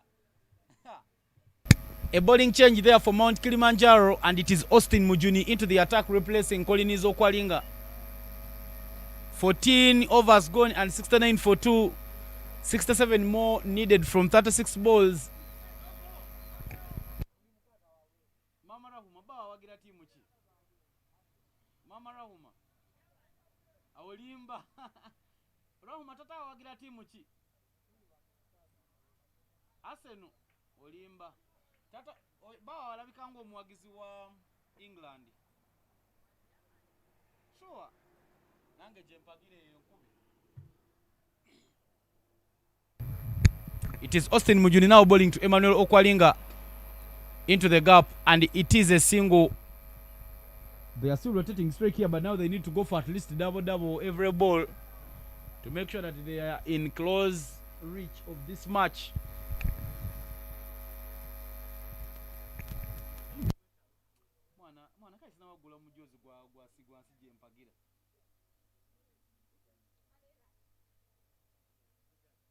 Full toss down the ground, and it is a single.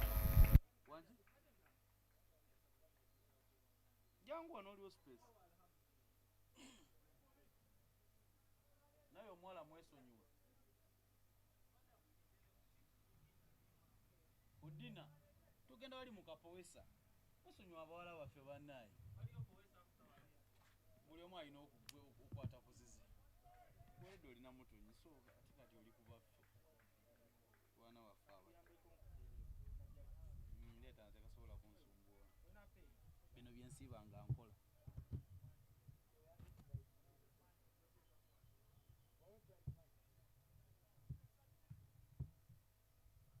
gukanyigisa muki eriwe iyo ndaba eno teri kanyiga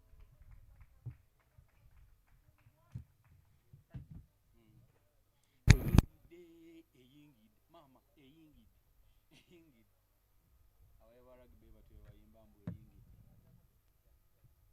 bwekuba kukyagezera etawanya mugenda di mwanda 19 zabiri bayisune nga bakuba emmeeza naye ng'ate nkalaba manenye ebintu bitwala 5 buli omu naye nga sibeerayo nga bayomba ate ne story sinaba nagikola mani mbadde ndi busy mba nina okunoonya n'omugaati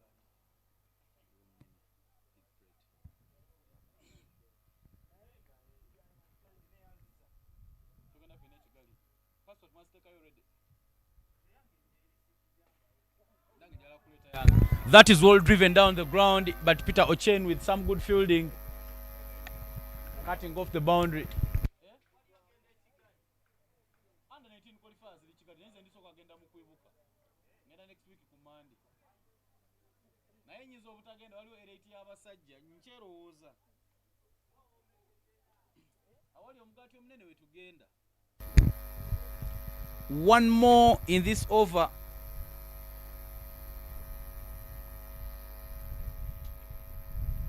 $63 more from 31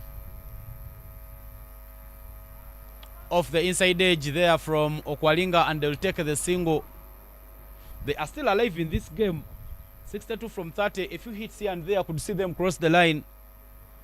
15 overs gone, and 73 for 4 is the score.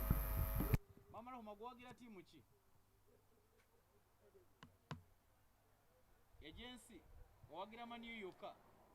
Katikala wewe asanagulira wamani yo mujozi. Yema abagira assisting team ndazitwala ebikopo.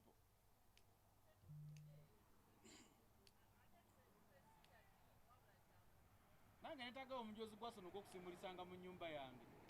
Netaga omujozi gwa mani yo okusimulisanga mu nyumba yange. Naye gana atarahuma wagira aseno. Naye aturahuma wagira aseno. Okitegedde ekintu ng'ekyo ate kochi bategeeza nze. Anti namwe mwefuula ba kochi nga tetuliiwo. Kochi ategeeza nze gye mpagira gyawagira. Era ngenda muleetera omujozi gwa Arsenal. Ngukuleetera ddi? Mama lawo mayida sebo okuba kufuginkiriza abantu. Ngenda gugula ngutekeko n'erinnya lyo lino mabega kubeereko nti Rahuma binti ngenda tekako Rahuma ibn Ali. Rahuma muwala wa Ali. The spinner now returning into the attack, and it is Raymond Kagera. They are looking for an over target. Mt.Rwenzori, so this might be the over. Long on, long off at the boundary. But driving that one and bringing back Kemanton. So Kemant is already in the 40s. 41 of 50.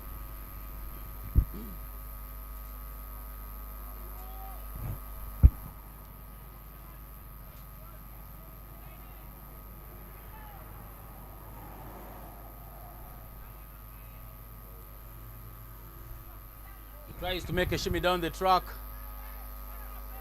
and Robert Oili makes a mess of that. A wide and 2 runs taken, trying to go for that direct hit, and 3 runs have been given away by Kilimanjaro.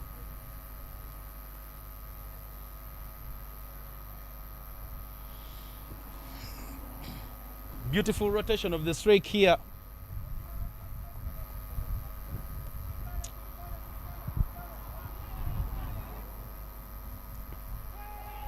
That one is hit, and it goes all the way to the well for a maximum. Hemant Hirani has been knowing that they will be having an over target. That's why he's been patient, and he manages to go inside out. Picks up that maximum. What a shot there from Hemant Hirani. Now 52 more from 38. This is turning out to be very, very interesting. Hirani Hemant now has an opportunity of winning it for his side.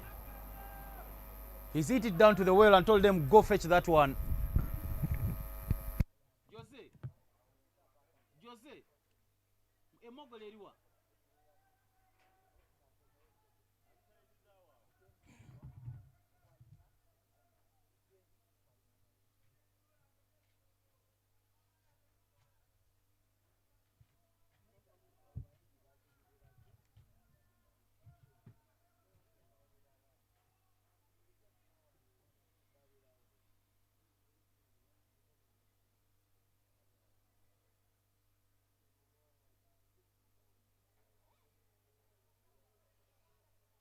Shami, arahuma.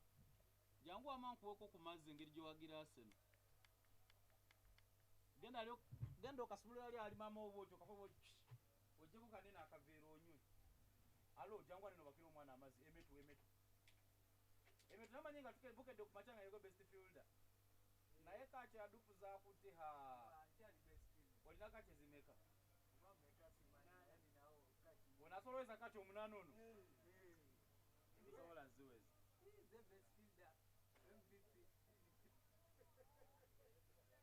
Waye eri amazzi wo omwana akasumululira wali eri tomu mule emeto wegezibwaza sebe no sikenayi gendo tule wali eri wali ku kitu kyowotula oyagala kumpya one mama wo sumule bulungi agamazzi ganyuma gwe nga sobo oli gasumulula Jose mpako power bank ayala genda tayango okusimya nga mwana nyo gendo kyagama ate bali gikozesa.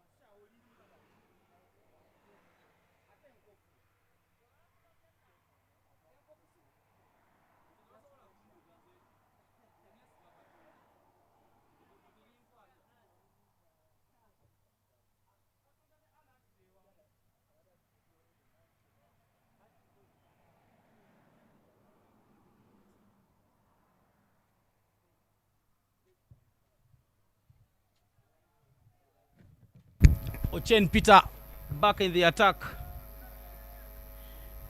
A well-crafted half century there from Hemant Hirani, 51 and 100 runs up for the team in the previous over. But still work to be done. 35 more from 18. A few hits here and there, I can see them there. 36 more, sorry, from 17.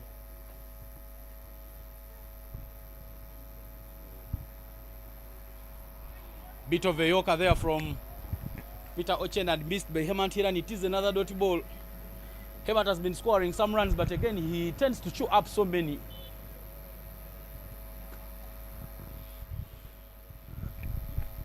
So you need to make sure that as you're scoring, you keep rotating the strike.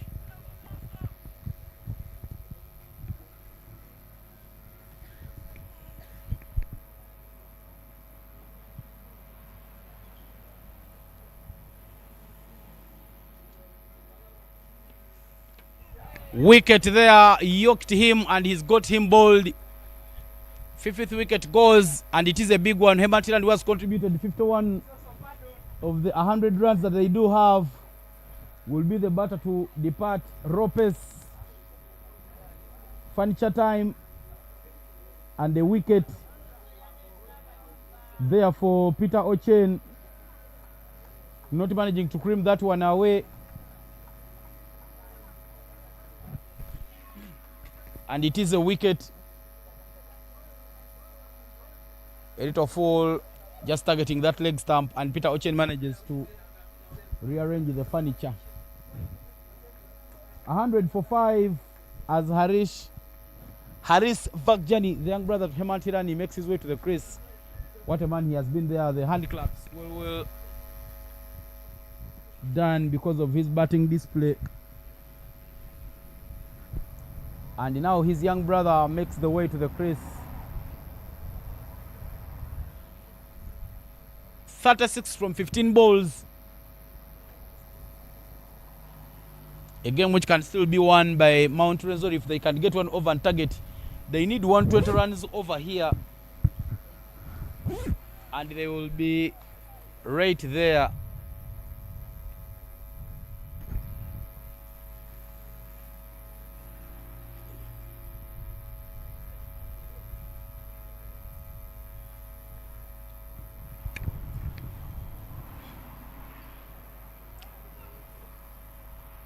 He's gotten the single and he is off the mark. A little risky, but much needed for the side to bring back Emmanuel Okwalinga on strike. Emmanuel Okwalinga try and make sure that he goes hard to pick up the remaining 35 in 14. They need to target and pick up at least 2 boundaries here to stay close. And if they can target the next over to about 20 runs, they'll stand a very big chance of winning the game, because now we are into the back end of the innings. Down the leg and it's wide. They will take every run the way it comes. Mt.Rwenzori, because they are really interested in picking up the runs.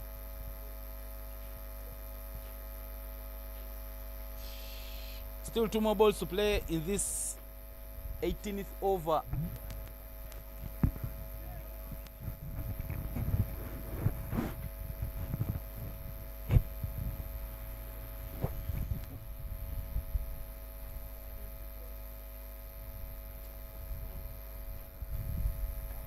He's gone up in the air. There is a no ball call and chance for them to pick up 2. Katoran giving it a chase, and now 3 runs added to the total. This is turning out to be a good over. They've gotten 3 runs there.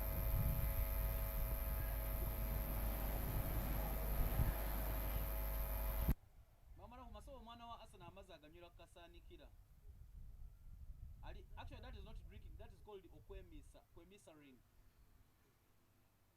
Rahuma, are you Kwemisa-ring or you're drinking? You are drinking. The free hit, they are going unpunished. But they will take the runs. Leg buys, not aligning up the ball very nicely there, Okwalinga. And it is a clear passage of play here.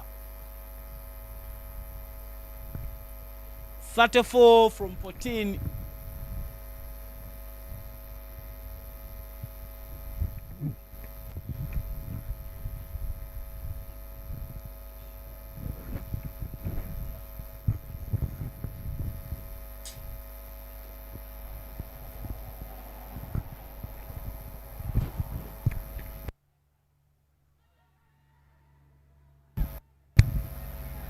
There is an appeal and it is given by the umpire. Brilliant take there to give Peter Ocheni another wicket. Harris departs without posting many for the team, but still work to be done. That cross angle and a feather to the hands of the wicketkeeper Robert Owili, giving them the 60th wicket and bringing us to the end of over number 18. Just more 12 balls remaining in this innings.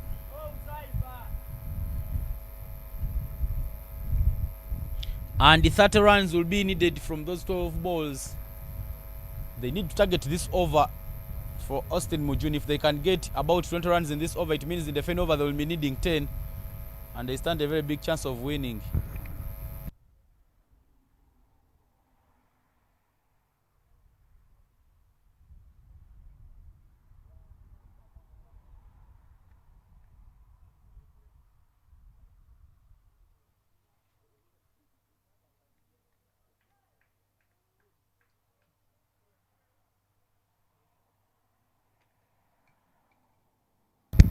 Austin Mujuni will be bowling the 19th over.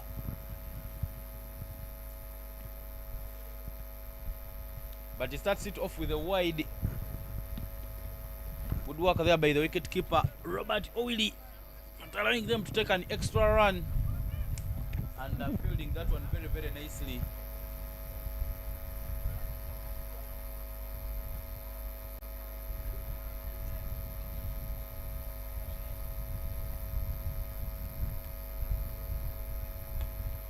Hits that one away and into the gap, and he picks up another boundary. We talked about an over target, and this might be the over.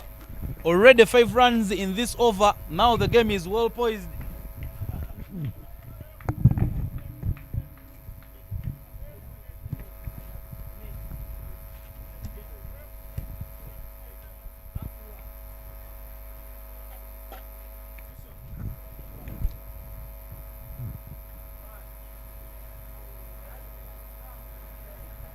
He goes hard, but he misses, and it is a dot ball. 25 from 11. Another hit here. We'll see them reducing the deficit, and this is an evenly poised game. This game can go in any direction at this moment. If Emmanuel Okwalinga sticks in and tries to find the runs, they still stand a big chance of picking up the victory. Will you target another boundary in this over, a boundary or two? Here line is up one, and it is a maximum. Good batting there from Okwalinga, picking up on the length very nicely. It is not yet over here. That maximum really keeps them into the game, as now required is 19. A very, very short ball there from Austin Mujuni, and it is hit away. Now Mujuni on pressure because he's been sent down to the cleaners. 19 more from 9 balls. This game is evenly poised. 2 hits away will keep them in things. He's gone hard, but he manages an inside edge. He will take the single, but now Tom Adupu will be hoping that he can still rotate the strike as well if he can't go hard. Current run rate 6, required 12, but 2 hits away will change the equation, and the middle wicket conference there between the batters. Tom Adupu yesterday helped them win the game as he scored the maximum against Mt.Kilimanjaro. So he is really a very, very capable batter. He plays for Africa Cricket Club. Drives one down the ground, and they will take the single, bringing back the danger man on strike. Now 17 needed in 7.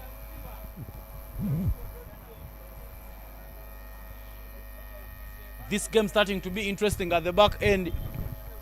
Final ball of the over. Can Okwalinga take it to the boundary?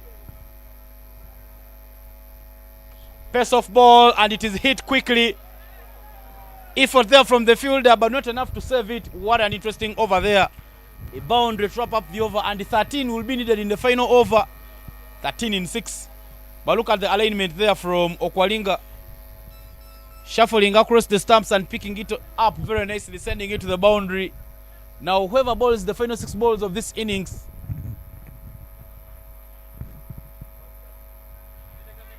will determine whether they do win the game. 13-6. Mikage ebiri nga tuli mu business.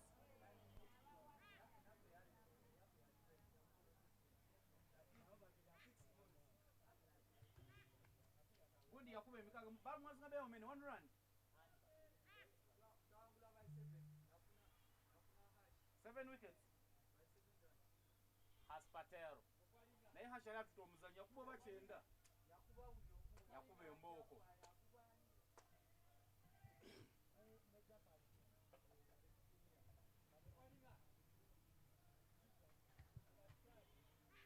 The most experienced player in the team, Collins Okwalinga, who has played for the Uganda under-19 in the past, will be bowling the final 6 balls.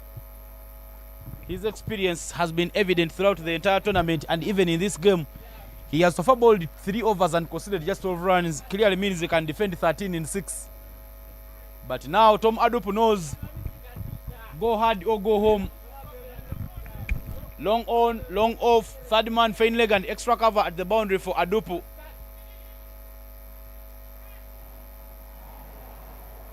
Dot ball, and it is a run out. Emmanuel Okwalinga running himself into trouble. That was the idea for them, to make sure that they bring Okwalinga on strike. And now we do see the captain. He's gone across the line.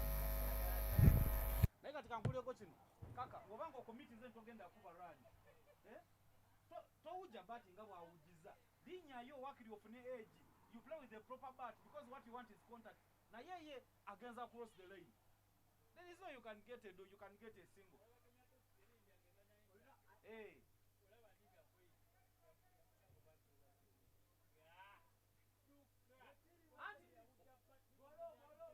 Ononya ko timing naye kati okyakose.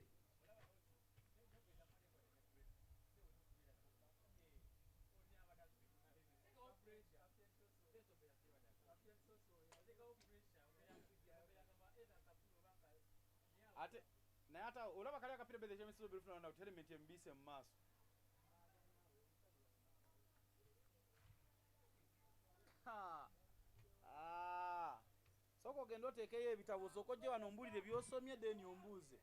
Now the captain will make the way to the crease, Solomon Luwamachigozi, but work to be done. 5 more deliveries remaining in this match and 13 runs needed. He's capable of scoring, but let's see what he can do.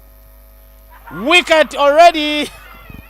He made a shimmy down the track before seeing the ball, exposing his timber, and it is a wicket that is taken by the Mt.Kilimanjaro players.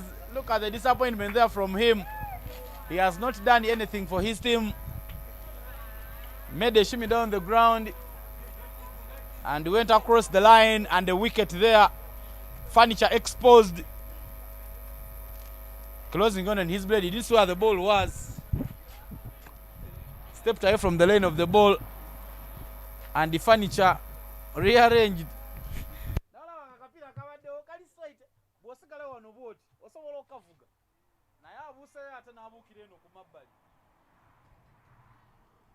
is now all over for them.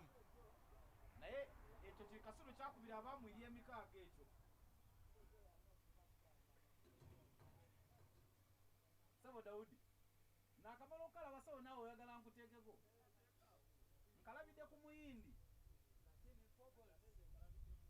saba agenzi oli n'ateekawo embeera n'abawo buli omu mutwalo tata wakanakaana akayini ogambye how many you are count ne babala nakwata ebiso n'agamba you can share 10 soda only no problem anti mwana Mr. Gopal, so you've gone. Number, yeah, I've gone. This your number? Now the left-handed batter in Lennox Muhanguzi is in. Hemanterani not helping his team throughout.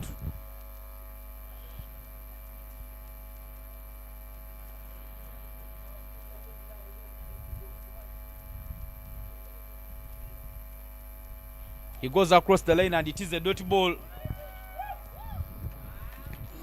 It It is the most experienced player who is bowling, and he's yet to concede any runs. Good passage of play here for Mount Kilimanjaro. They started the tournament well. We are on table, somehow displaced by Mount Meru. Yesterday they won the qualifier, and now in this final match they have made sure that they get their lanes again. 13 in 3, still gettable. And now 13 in 2, it means they will need 2 sixes to level the scores to get a chance of the spur over. But a dot ball here will mean that it is all over for them. It means that now the win is not in their hands, and it is a miracle that can only help them to win.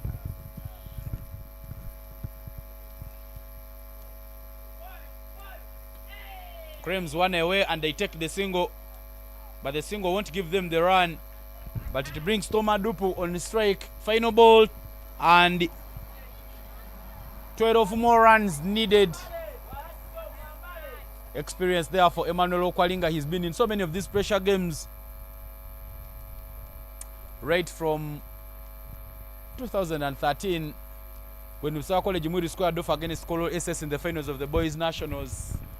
In 2014 the trophy was shared between Mwiri and Kololo SS, but Mwiri in 2015 well guided by Kenneth Weiss, who was the MVP in that tournament, and Mwiri clinching another trophy. By then Konizo Okwalinga was at Mwiri before crossing to Masaka SS. Overswinging, but nowhere timing, and it is the win.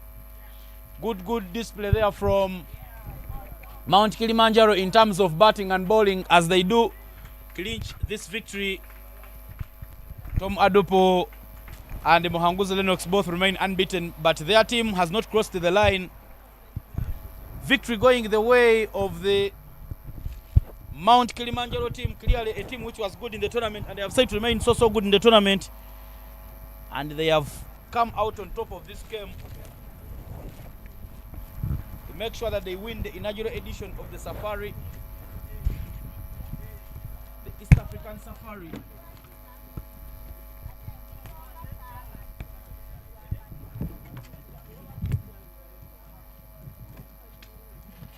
And that is the match summary there for you. Mt.Rwenzori has won the toss and opted to bat first. Sorry, Mt.Rwenzori won the toss and opted to bowl first, and batting first, Mount Kilimanjaro posted 135 for 5.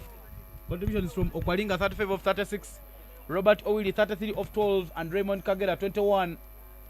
Lennox Muhanguzi bowled well for Kilimanjaro, for Rwenzori, picking up 2 wickets, and 1 apiece for Emmanuel Okwalinga and Tom Adopo. In response, a half century from Hemantila 51 of 60, and contributions from Emmanuel Okwalinga 36 of 19, plus a 9 from Hariom, but insufficient. 2 wickets apiece for Jovan Komagom and Peter Ochen, but in the end, Kilimanjaro winning the game. We'll be bringing to you the post-match presentation and the closing ceremony, so make sure you keep it that. But Mount Kilimanjaro have been crowned the champions of this inaugural edition of the East African Safari after winning the game by 11 runs.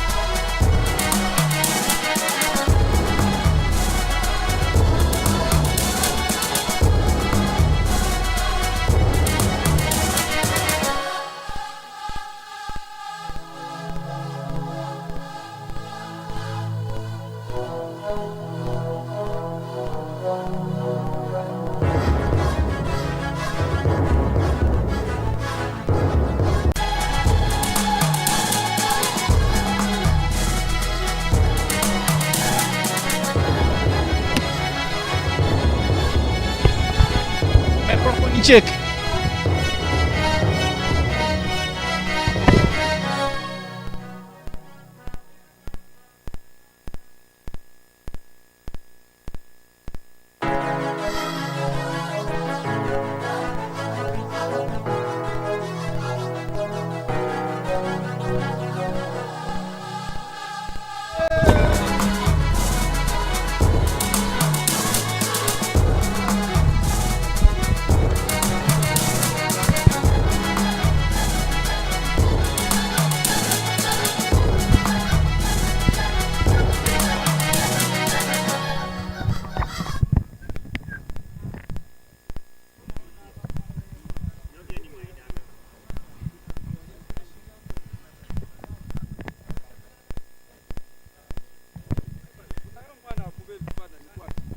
Good evening and welcome to the closing ceremony of the inaugural edition of the East African Safari.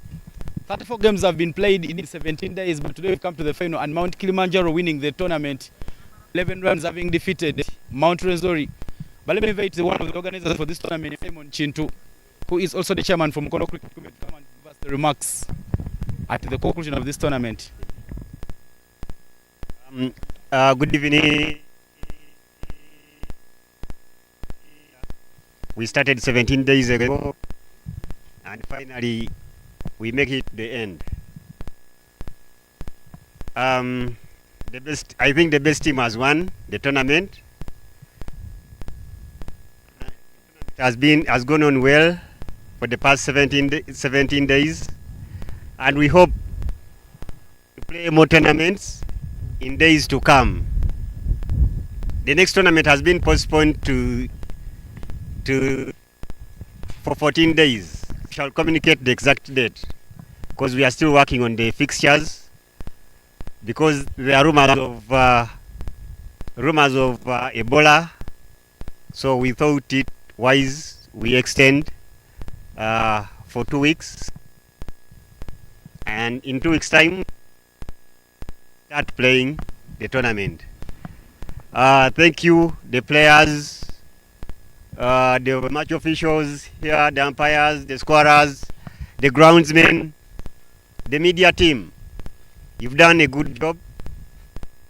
We hope for the best in upcoming tournaments. Thank you. Thank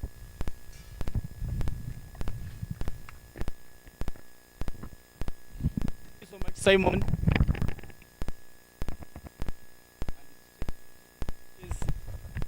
We are going to head into the awards straight away. And the first award will be the match award for the finals. A man who scored 38 runs, came back with the ball and picked up 1 wicket, but very, very economical. At an economy of 3.25, he was unplayable in the final over. Collins Okalinga picks the award, and people the award is the match Tandeka.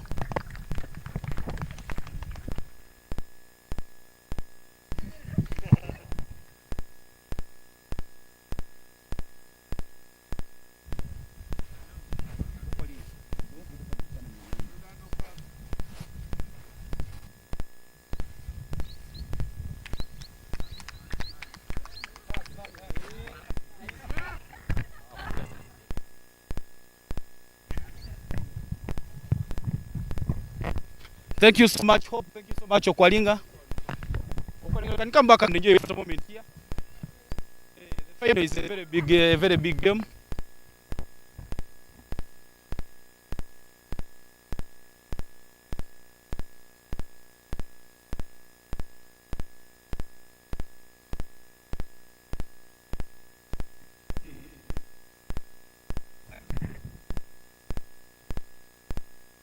Much Okwalinga. Now we'll continue with the awards. The next award is the best bowler award, 19 wickets, and the best bowler for the tournament is Hariom Dudarejia. To give out the award will be Elizabeth Nakibuli, one of the match umpires.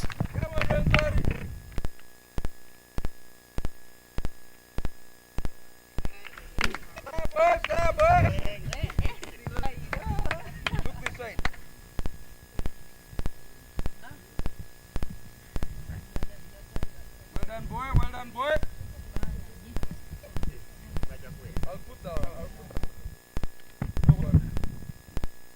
Well played, Hariom.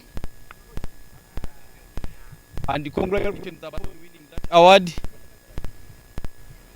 Now the next award will be the best wicketkeeper award.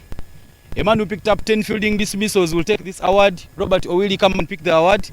And to give out the award is Simon Chitomo community.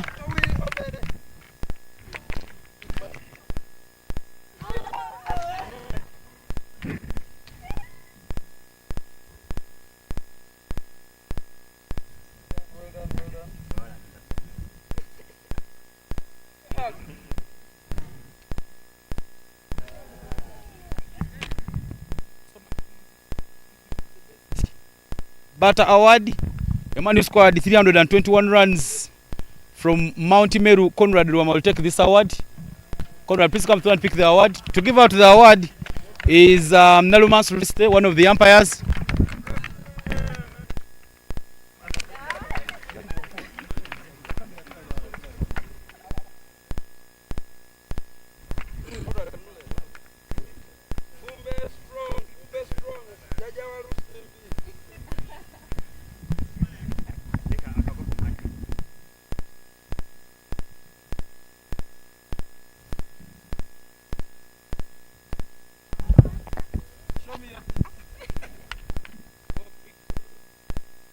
Go and continue scoring runs. The next award is the best fielder award. A man with 10 catches takes this award, Solomon Wamachigozi. And to give out the award is Nampamu Jacqueline, one of the match umpires.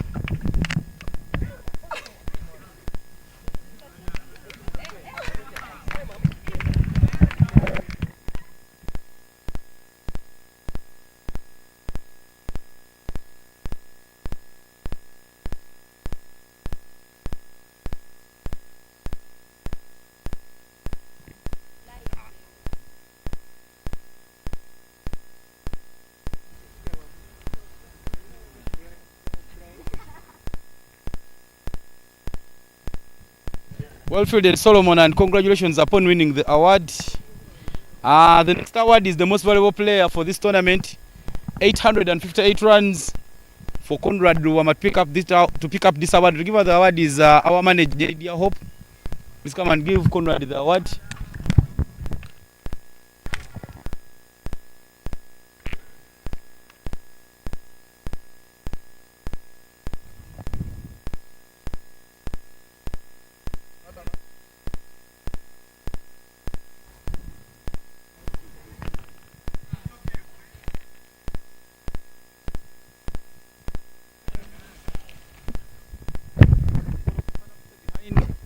Being an MVP is not easy, and congratulations upon winning the award.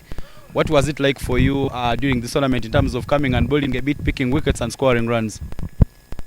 To the start of the tournament, I came in it with a positive mindset. That helped me a lot. I didn't undermine it. I just played my role in every time.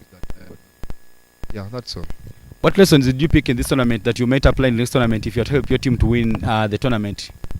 Lessons I picked in this tournament. Some teams look so weak at the beginning of the tournament, like this team, green team, but it made it to the final. So the lesson I learned in this tournament: stop undermining any team. Any team can win. Just come strong in the game. Make sure you win. Congratulations and enjoy the moment. Thank you. That's the MVP of the tournament. Now there is a special award that we are going to give out. This award goes to a special player who has represented the Mukono cricket community during the Under-19 World Cup tournament which we played, and the player is Kenneth Ogenrot, and Simon should give out this award. It is a pair of gloves from us as Mukono cricket community. Kenneth, please come through.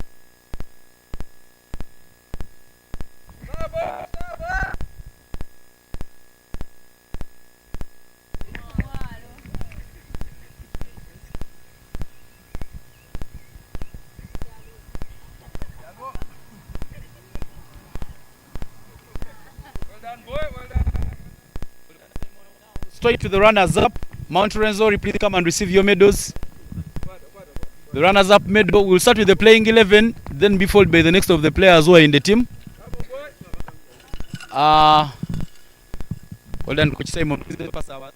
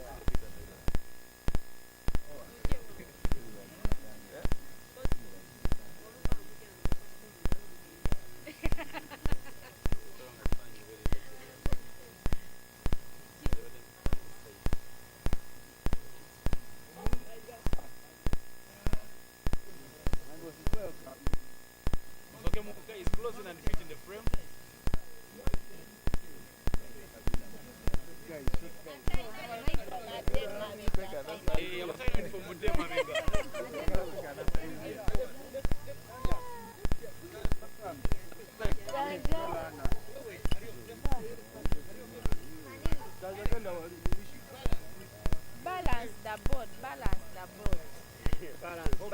Balance. Someone should come here. Watch it. Congratulations.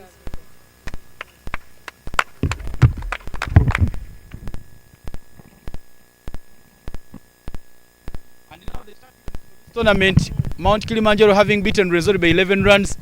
Please come and receive your award, your medals and the trophy, the championship trophy.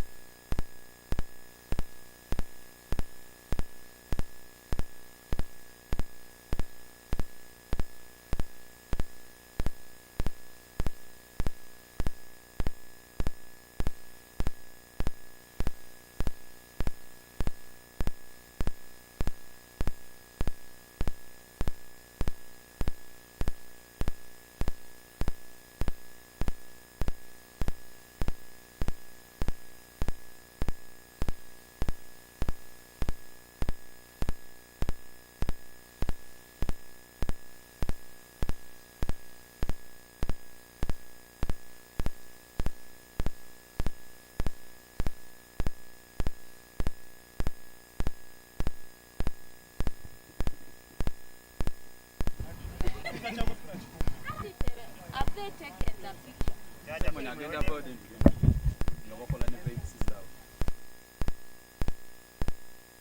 Champion moment for the team. Have they taken the picture? Champion moment for the team. Guys, let us enjoy the moment with the trophy. Aye, champion moment. 3, 2, 1, Yeah, well done, guys. And we've got the closing ceremony. That is the end of the closing ceremony.